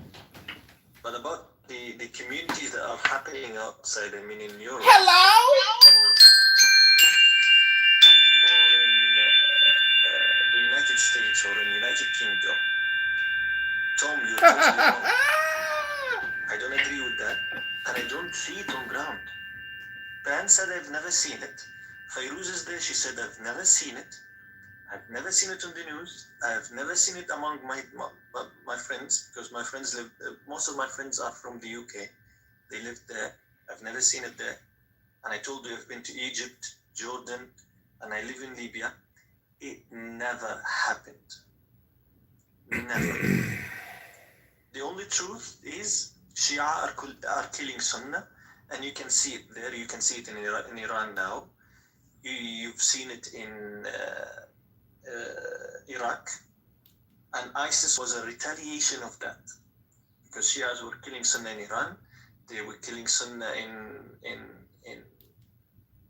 Lebanon, in Syria, and as a result, Sunnah has to retaliate. That's why this has been invented, and most of Lebanon were patient of that thing.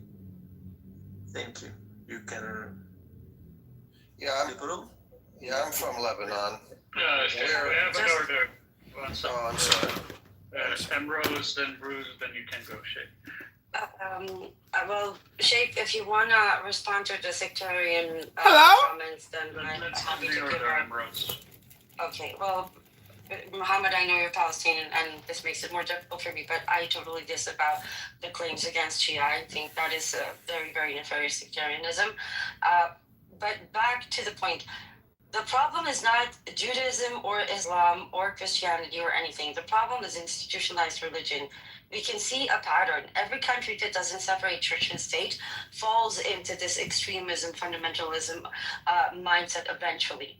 So this is, Tom, is the problem, because you can't actively go and say, we're here to liberate women, women's rights, women are being oppressed, when your own faith and your own country doesn't separate church and state and requires a rabbi to approve an abortion for any female, or any other multiple examples that I can use here that makes Jewish women being treated like a walking uterus, where we're being imposed into IVF treatments till way past 40, where it's actually dangerous, but they don't care. They will pay for it as long as you keep surface contact, and that's where the exchange takes place at the contact line between two surfaces, the surface of gas and the surface of water.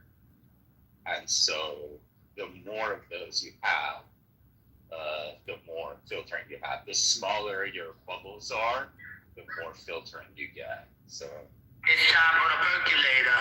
It's time for the percolator. It's time for the percolator. It's time for the percolator. It's time for the percolator. Thank you very much. Dude, whenever he kept saying the percolator, I kept thinking of that. The Christian pastor. First they came for the socialists. I did not speak up. When they came for the socialists, I didn't speak up. Well, why would I? Hate is hate. First they came for the socialists, then they came for the communists, then they came for the liberal, progressive, pluralist Democrats, then they came for unfortunately, me. I'm trying to fight it. Did I do that? Now. We are the Nazis. We and the What the fuck? Did I do that? So for you to go and criticize another faith when you're So, under any circumstance. this mentally ill, deranged bitch in Israel, Emrose, many of her videos that I've made of her and I've filmed her actually get taken down by YouTube, especially TikTok, but even YouTube. I've had like 5 of her rants get deleted because she's saying such egregious, hyperbolic shit.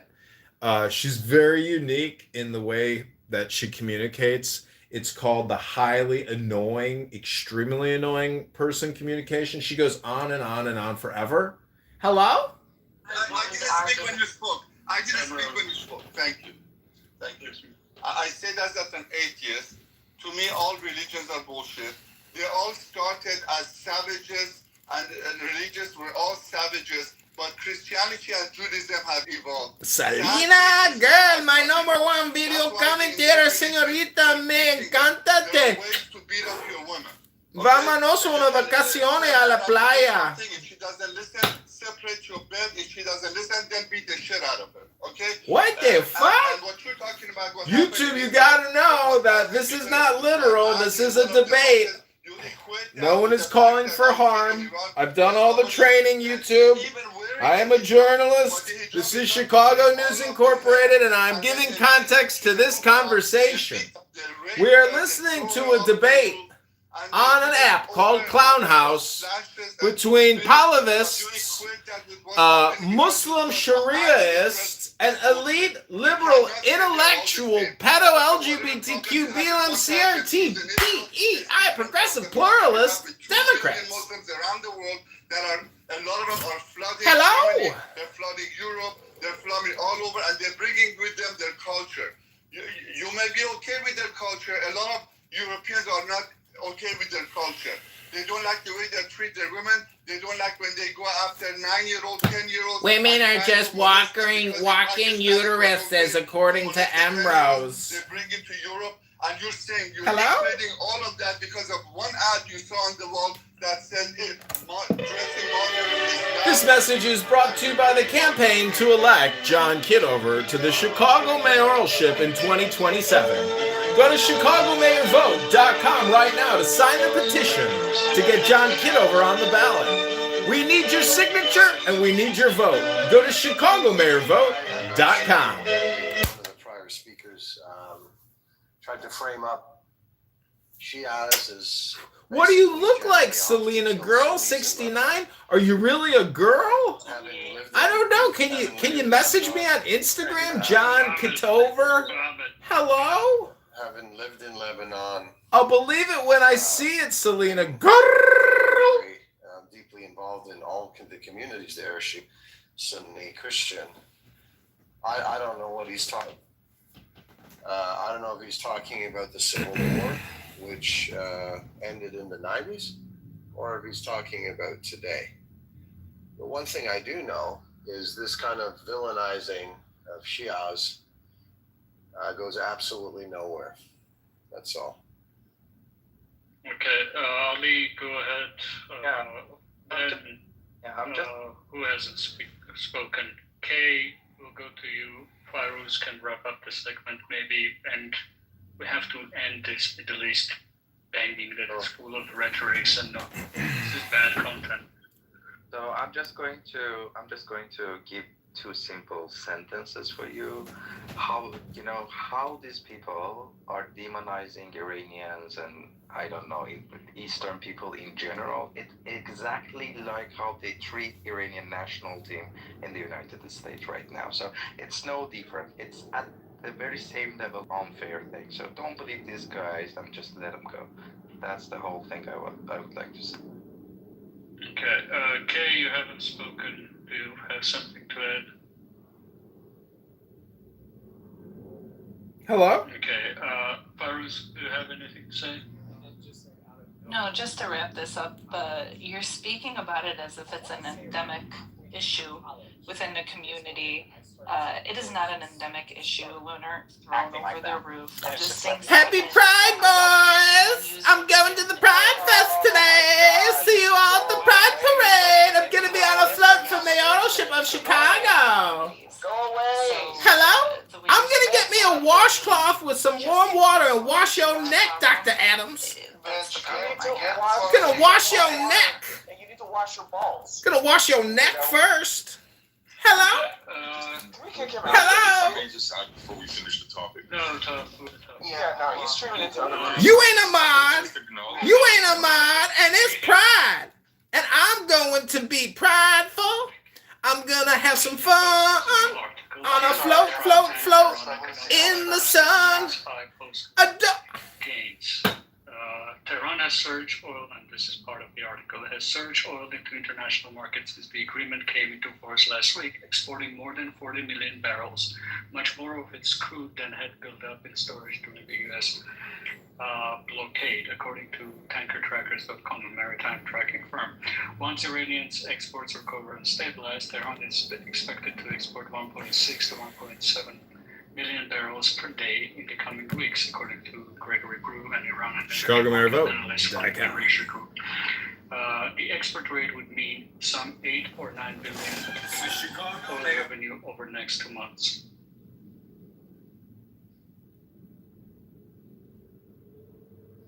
Do we have other topics? Anything that is contemporary, breaking news related?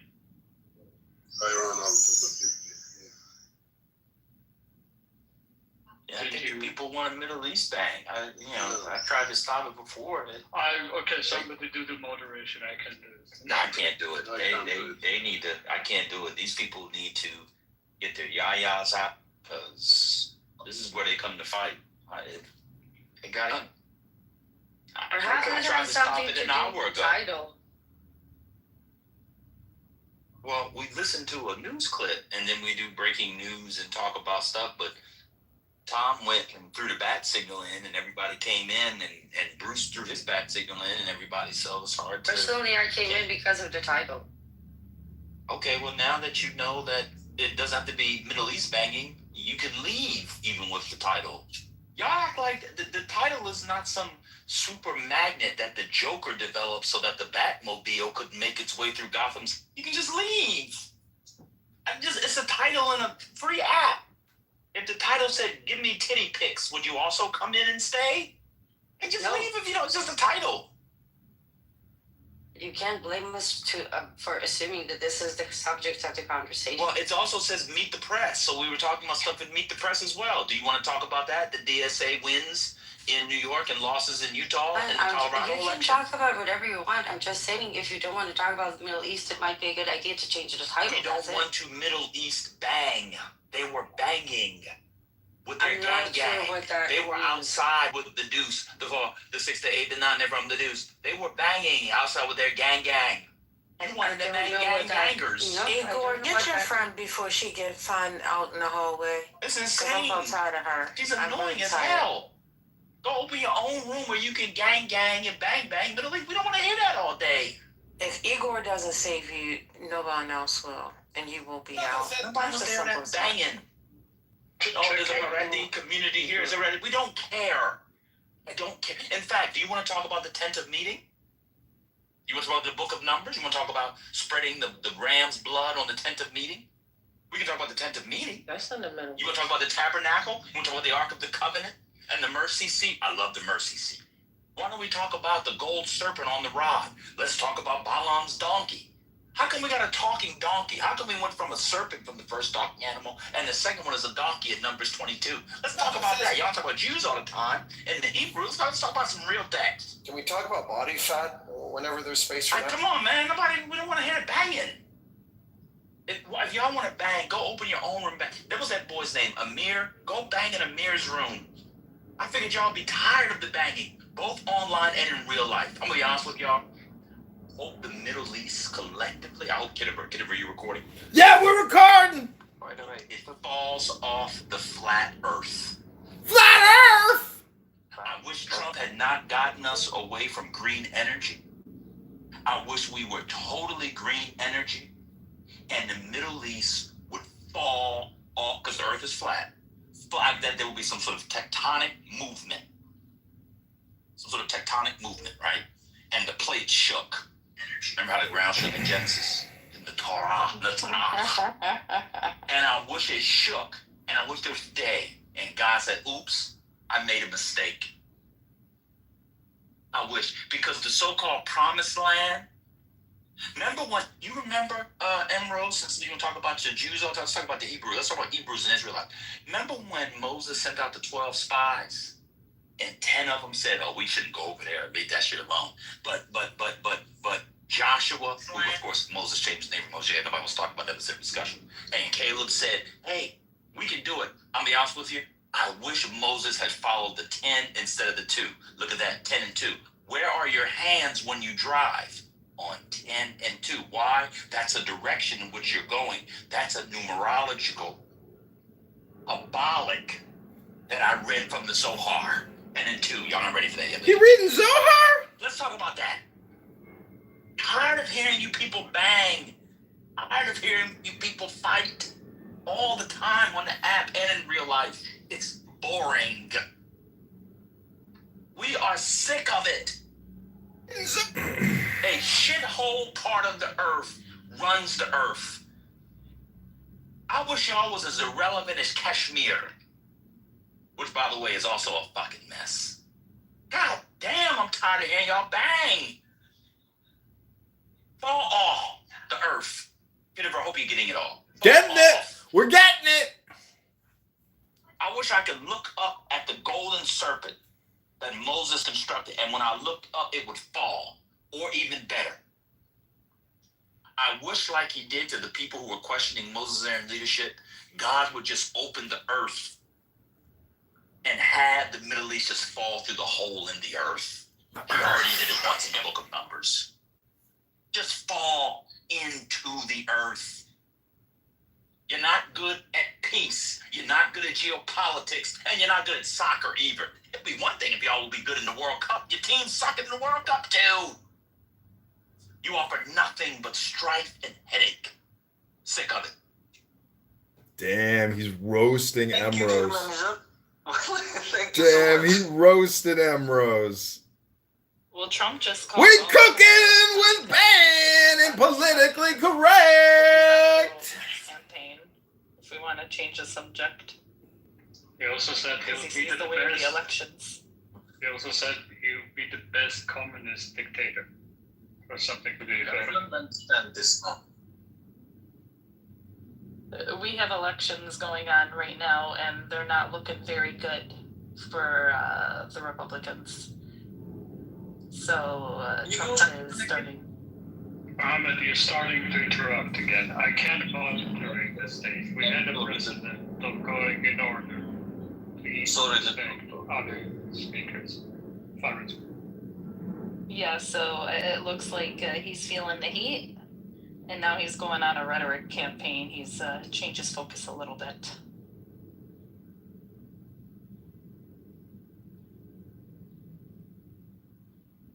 So let's talk about this, Gustav, because this is very consequential for those of us living in the United States as well.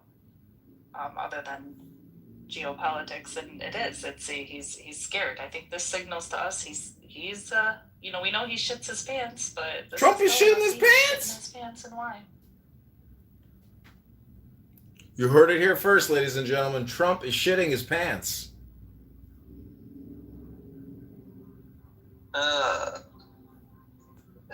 Does anyone here knows what is going to happen to us in Libya? This is John Kitover, Chicago mayoral candidate, running in the February 23rd, 2027 election against Brandon Johnson, the elite, liberal, progressive, pluralist, communist, socialist thief, stealing billions from Chicago pensions, Chicago taxpayers, and homeowners. Property taxes are through the roof and only going up. The CTU mafia controls our property taxes. The pensions are eating up all the budget. The interest expense is eating up all of the budget. There's nothing left for you and me. We are tax slaves. But together, we will liberate this city. We will file for federal bankruptcy.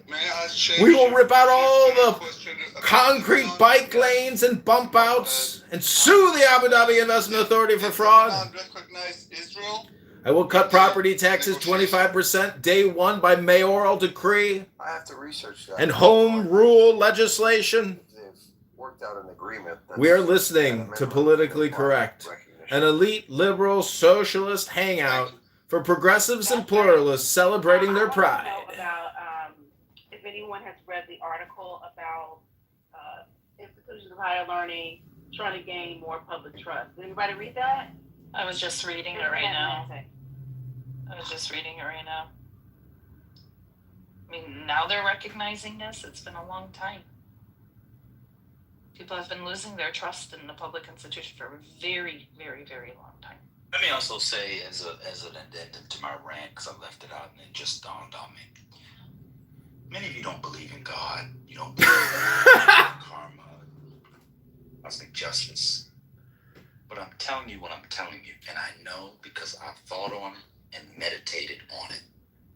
And I ritually purified myself. He has ritually purified himself. He is cleansed. He is clean. He is ritually purified.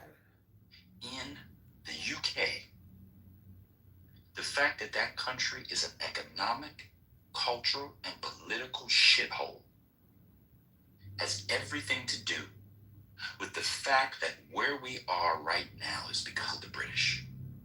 The British. No, we're here because of the French, not the British. It's a common misconception amongst the elite, liberal, intellectual, LGBTQ, DEI, CRT, BLM, pluralists, socialists, and communists. This is exactly what's happening to the British right now. The GDP of that country outside of London is worse than the poorest state in America, Mississippi, Louisiana. Let me say it again. Outside of London, that country's GDP in their cities is lower than Mississippi, Oklahoma, and other American shitholes. This is the come in Egypt, T22. Isn't all of this is British? Your farmer was going to be your dentistry. It turns out it's your economy. It's exhausting. When I was a boy, all you heard, peace in the Middle East, peace in the Middle East, peace in the Middle East, peace. This is again Chicago mayoral candidate John Kitover running in the February 23rd, 2027 election against Brandon Johnson, the communist thief. We're on a conference call with the Brandon Johnson administration internal staff. Listen in. These are elite, liberal, progressive, pluralist, socialist, communist Democrats spreading their LGBTQ, CRT, DEI, affirmative action everywhere they go upon the face of the flat earth. To get a quadruple shot. We're discussing the affordability crisis and why no one can afford their rent and their groceries and their gasoline, their entertainment. Everyone is in debt. Hello? Looting, killing. It is insane. Take it to the tent of meeting. Take it to the tent of meeting to purify and cleanse yourself. It's going to come back on them until they do right by the world. And they got it. I'm done. Come on. Come on, Felix. Oh, Selena Girl's very old. Damn, Selena Girl's like 65, 85. Well, Selena Girl. Yes, I'm getting a quadruple shot, 4-shot iced Americano to calm my nerves. Calm your nerves, man. While I was working, I'm going to Isaiah? play games later today. I'm going to enjoy myself. Hello? Children at swimming all day. Friends, you know, they have the kids. I don't have real kids, but they do play dates. So they're doing their thing. I had a day to myself. I'm going to work and enjoy myself. I have to listen to Israel banging from the same people. 6 people. Roast them, cook them, ready for the barbecue. And Rose. Over and over again. Again and again and again. Peace in the Middle East. Peace in the Middle East. Peace in the Middle East. Peace in the Middle East. That's all we heard. I'm going to be honest with you. I could probably draw Yasser Arafat from memory. He was on the news all the time. This is Bernard Shaw reporting. Cook them up, bang. What's for the appetizer? Oh, thank you, Bernard. And you look good as a middle-class Negro with that mustache. We're just reporting Yasser Arafat is... Hot dog rolls and bacon? Aren't y'all exhausted yelling with each other? Bang it up, cook it up, and roast it up. El Tufo will come in Hello? here later on, and he'll be spitting all over the phone. Hello? Go talk about the scriptures. Talk about a movie. Go talk about 25-year-old women who aren't married. Not another topic for a little while.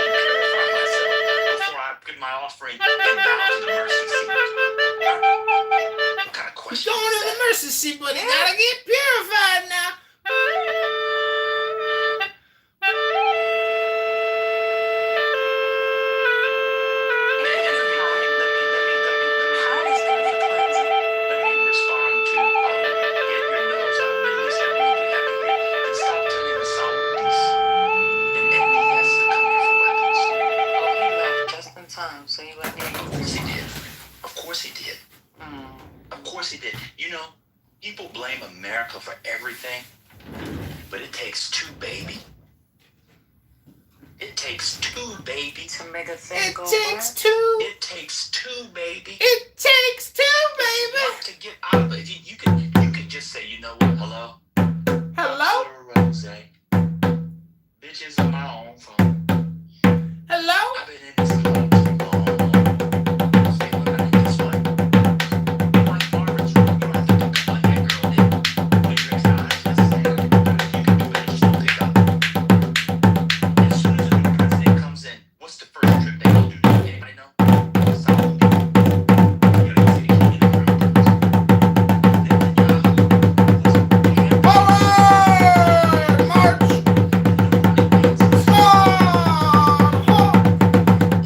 Right! Face! Forward! Out! Hey! Hey! Fire! You want Fire! them out? Don't Fire! come over here. It goes with the way you want the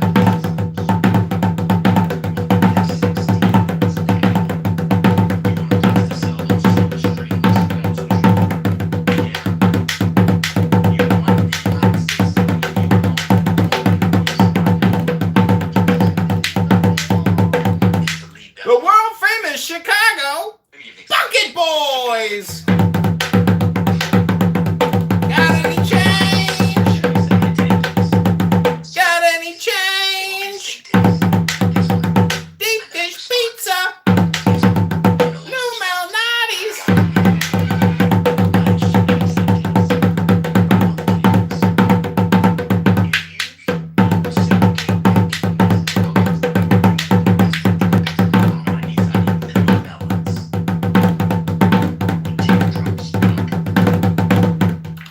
If you don't want the United States involved, guess what? Don't come to the United States. Hello? Stop trying to have golf tournaments. Oh, we're gonna do LIV over here.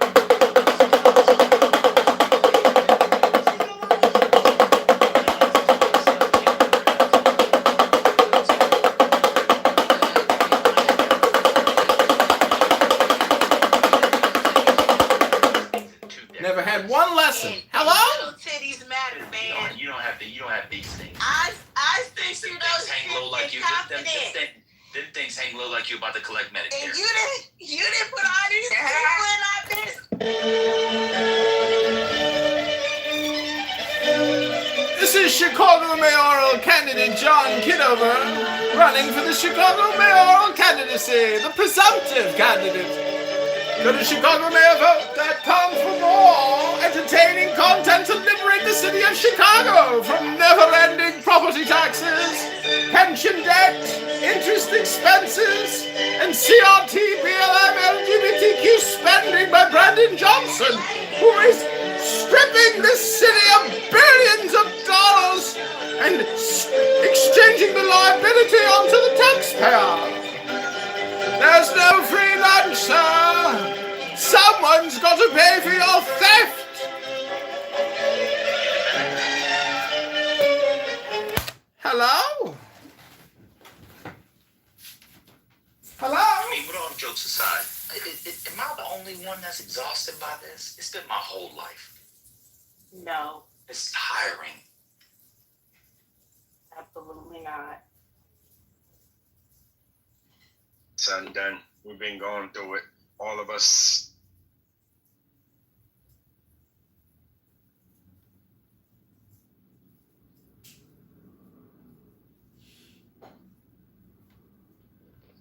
I wonder how much money. Wait, Bruce, hold on. Let Bruce speak. Bruce, I'm the only one that's tired. You're not tired of the strife in the Middle East, Bruce? I'm sorry. I meant to say no, you were not. I fucked up. Okay. I agree with you. Okay. I agree with everything you said for the past 20 minutes or so.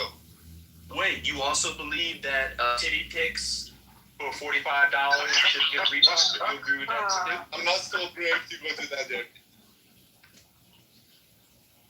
She has a beautiful picture, though.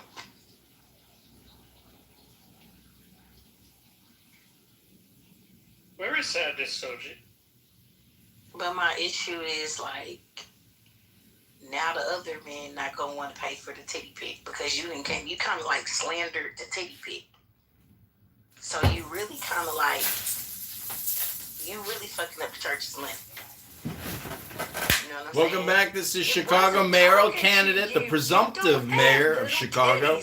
Go to ChicagoMayorVote.com right now. Like this video.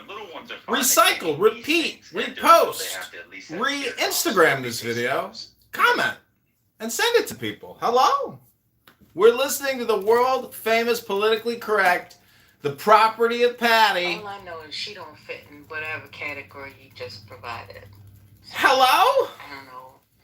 Did he ask you for a refund? So you said the taste was cheap. That's why he asked for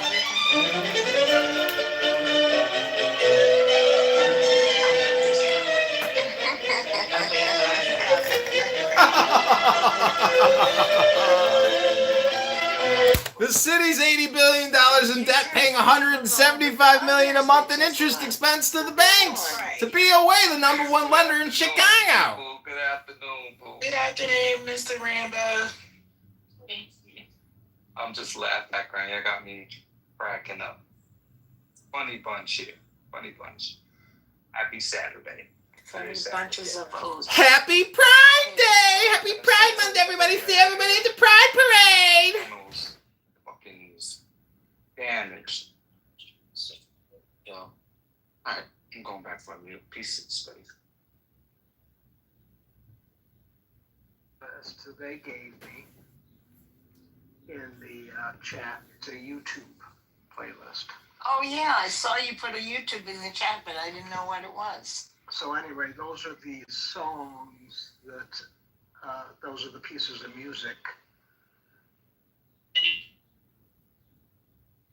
They didn't link it to the news. Let me tell you what.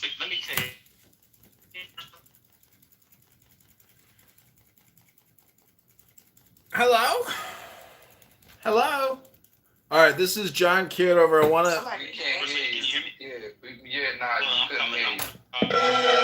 to thank you for coming. Like this video. Go to ChicagoMayorVote.com. Health, wealth, love, peace of mind, happiness, and strength to you.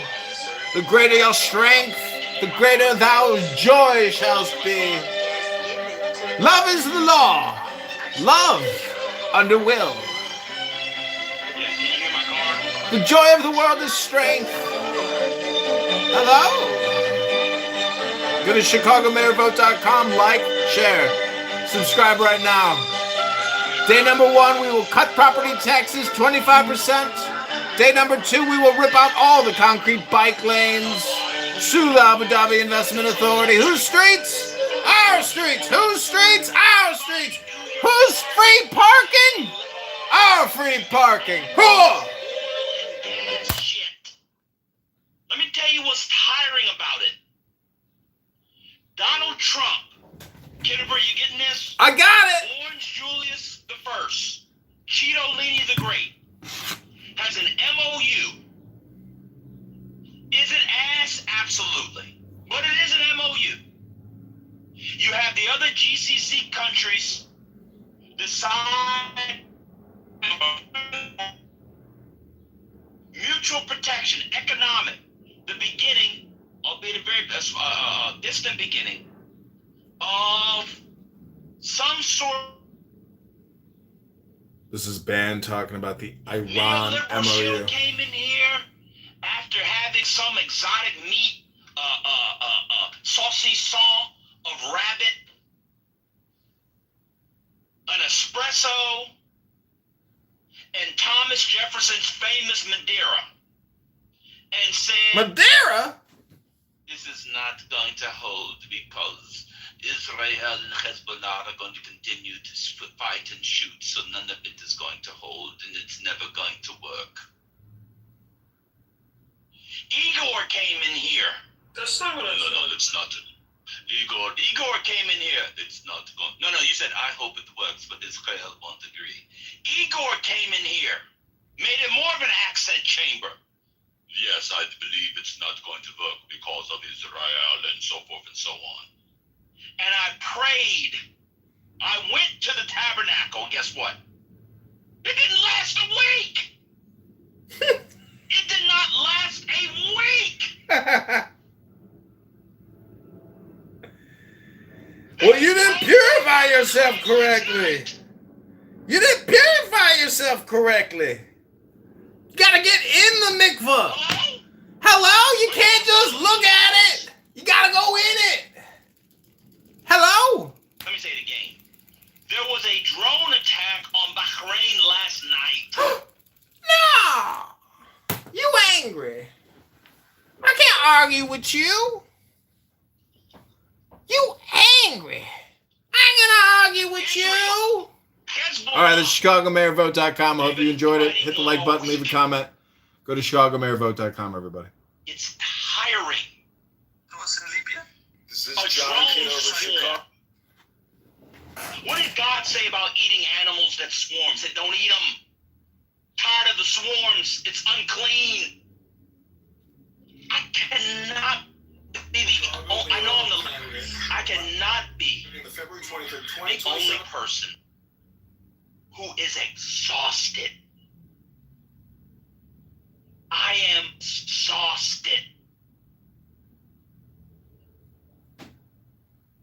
People walked around in middle school. Brandon Johnson. When I was in middle school, some of y'all went to junior high because you were old. Some of y'all think I'm old, but we didn't have junior. I'm not that old like y'all. Just because I sound old and well-read doesn't mean I'm old. People walked around in high school, Liberal, progressive, in middle school, communist. with T-shirts on, with peace signs, a little circle. Walking around, hey man, what's up? Peace. You wore your little shirt with your crisscross shorts on, but because you were cool, you're a fool. Peace, peace. Everybody was talking about the Middle East. George W. Bush comes in. They tried to kill his daddy. He gets the black man, the Indian man, the Jamaican man, Colin Powell to go lie with a fucking pottery barn policy. We in that bitch. I'm tired. Obama comes in. Sharia now. Falafel tomorrow. All kinds of shit. Libya. That's not Middle East, but you take the point. Syria. Obama was a disaster.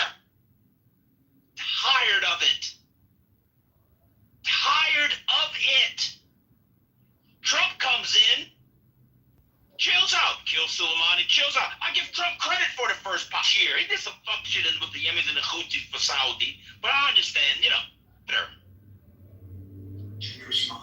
Biden comes in. Thank God Biden was half dead. Sick of it. Then you get October 7th and we back on fuck shit again.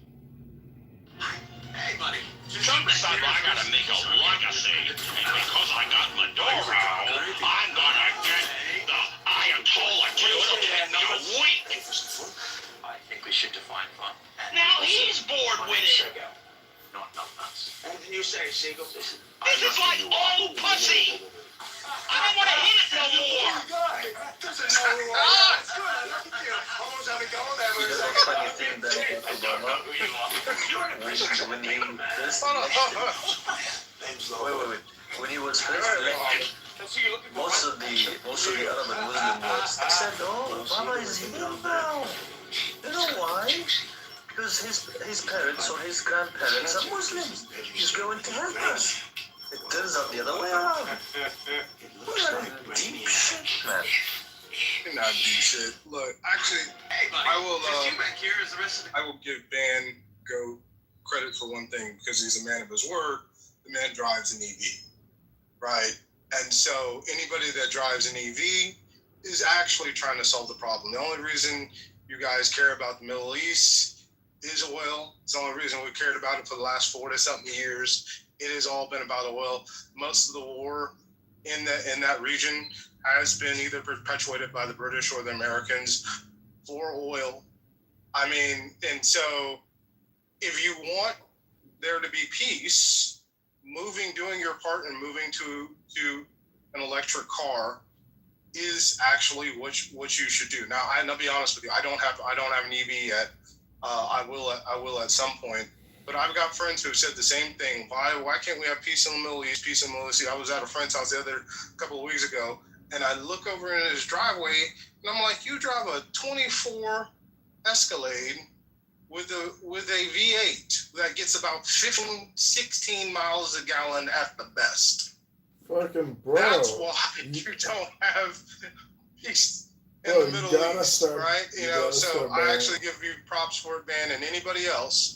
And we really should give props to China, because if China had not moved its populace off of gas at such a high rate with the hybrids and the BEV, those are battery operated vehicles, as they have, oil would probably be $120 a barrel right now, but it's only 70. I'll land right there.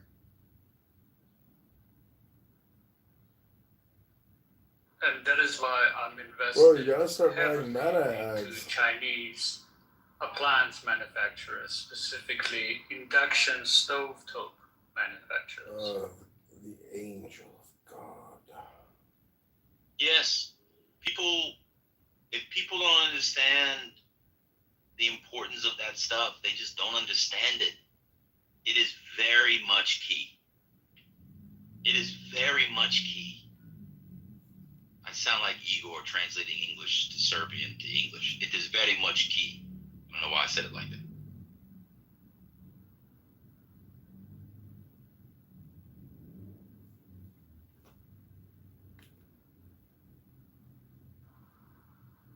The silver lining in all of this is that green transformation for the world, the next quote-unquote green industrial revolution, is going to happen faster. It's happening right now. It's happening faster than expected. China's conversion has been phenomenal, but now you're starting to see it in Texas and other places in the U.S. Washington, the state of Washington, our renewable energy, even with the rollbacks of some subsidies from the government under the Trump administration, it's because it's cheaper to create renewable energy than it is to create fossil fuel. We've had massive advances in solar. Elon Musk is big on solar, and I'm now starting to come along with it. I'm starting to see that. But as the battery storage of this energy improves, we'll be able to improve our grid.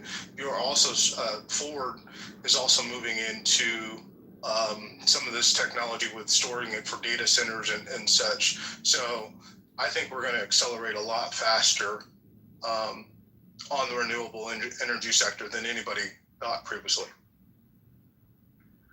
I mean, the U.S. imports relatively little oil from that region. That's not always been true, but it's been more and more true. And the major importer of oil from that part of the world is actually China and the rest of Asia. I think a large part of what this conflict is about is trade routes, right? Navigable waterways, stuff like that. Even if we don't need any oil from them, they're still going to create problems for us. It's not about the consumption. A lot of it's about one, technology and the ubiquity of the technology and bringing it to quote scale, as people on this app like to say, so it becomes cheaper. But also it's about the fact that oil is traded on global markets via an arbitrage. And so the United States might be less and less dependent on it. But China also sees the light. So for as much as China is importing, I think of their energy sources, it's either second or third. I believe coal is the most, and then it might be renewable energy. I think it's that, and then it may be oil, right? So all I'm saying is that lots of what we see is a result of, being reliant on either through markets, use, or whatever, the stuff in the ground, that part of the world. I'm not.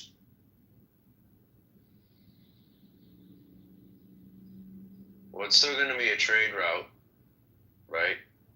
I mean, that's a big part of why why that part of the world has been historically important. Before human societies used oil, that was still a crossroads, and it still is weirdly for sea stuff, even though it used to be crossroads on land. But.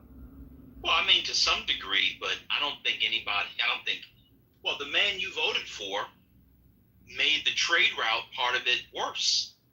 That's the guy you voted for. This time last year, the Strait of Hormuz was open. You couldn't deal with the person who you pretend was going to take your guns, even though Republicans at the federal level have probably done more against gun rights in recent years than Democrats have, but the person you voted for did that. Strait of Hormuz, nobody even knew what it was this time last year. If you were in this room, 3 people would have known what Strait of Hormuz was. Neoliberal shill, and meat marinating neoliberal shill. Well, look, I just don't know about that, either of your comments. I mean, if you look at the Biden DOJ, they did a lot on the gun stuff, but then Hormuz was important whether or not Iran was doing anything at the time. And that's why that region is important, and that's why conflict there creates problems for us. And I don't know that we can avoid that simply by avoiding using fossil fuels, Okay.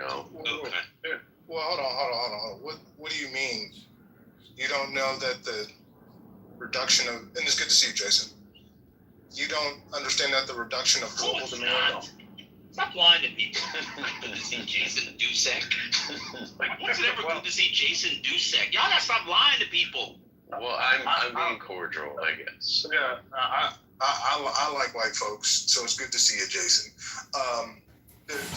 What do you mean by the reduction? You don't see that the correlation of the reduction of the global oil demand could reduce the need for oil out of the Middle East? Is that what I don't get it? No, I'm saying it doesn't create a situation where problems there are not a problem for us. That area is a crossroads. It is important from a security standpoint for multiple reasons. And conflict there, it would be a problem for us even if there were no oil in the Middle East. Okay, not like this. Not like this. That's not true at all. That is simply not true. The American wars, from the first Gulf War, the one with Kuwait, a lot of this stuff turns on oil. Come on, man. You guys are being disingenuous now. I know you have to be a Republican and justify your vote for Trump, Mr. No New Wars, and took you to war. But come on, let's be a little bit honest, at least for 10 minutes. This is crazy. And Jason, I'm serious. I'm going to agree with Goat on that. I swing both ways. But I don't call it a retarded statement. I don't have any other word for it. Come on, Trent. Wow, you swing both ways. What are you doing, bro? We can disagree then, but I think it has more to do. I didn't finish what I was saying. When I say I swing, talking about Republican and Democrat, and independent and conservative, whatever you call it. So I understand. Talking about men and women? No, I'm not talking about men and women. Oh, okay. Let that man swing. Go ahead, swing, Trent. Yeah, let me swing. Shit, my wife listened. No, but in all seriousness, like, I feel where you're coming from, Jason. But I agree with Van. If we really, the strait really doesn't affect us, and even more so because of Venezuela, by the way, which is producing 1 million barrels per day, like I said it would be, like my folks in Houston told me it would. But I'll digress. We won't go there right now.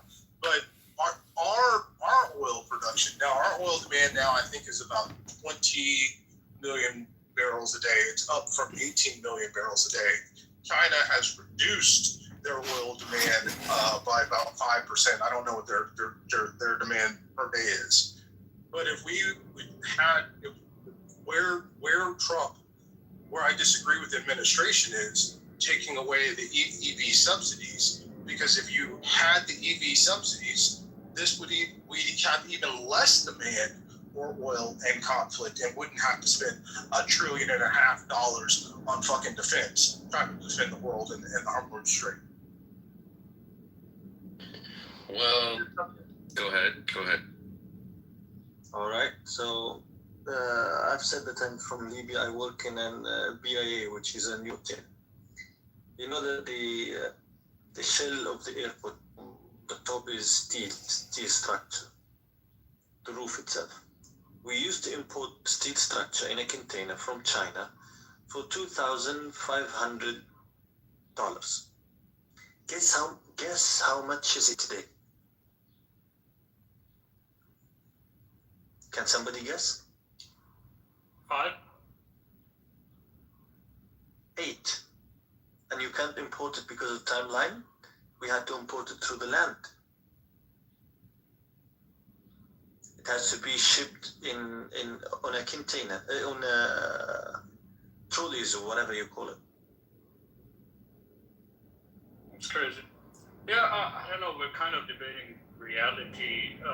The Strait of Hormuz closure clearly affected the futures market on oil, clearly affected the inflation in the United States, clearly affected many metrics in the United States, right?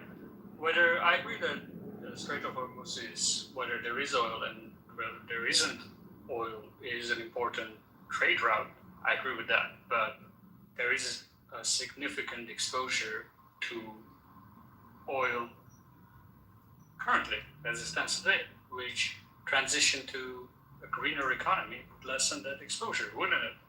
That's just energy self-sufficiency that every president wants, well, maybe except Trump.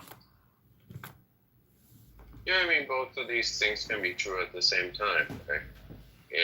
We could have greater energy self-sufficiency, and the Strait of Hormuz would still be a problem for us, you know. And yeah. What is happening?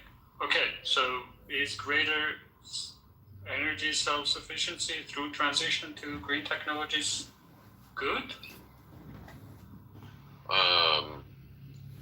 It can be, okay, through the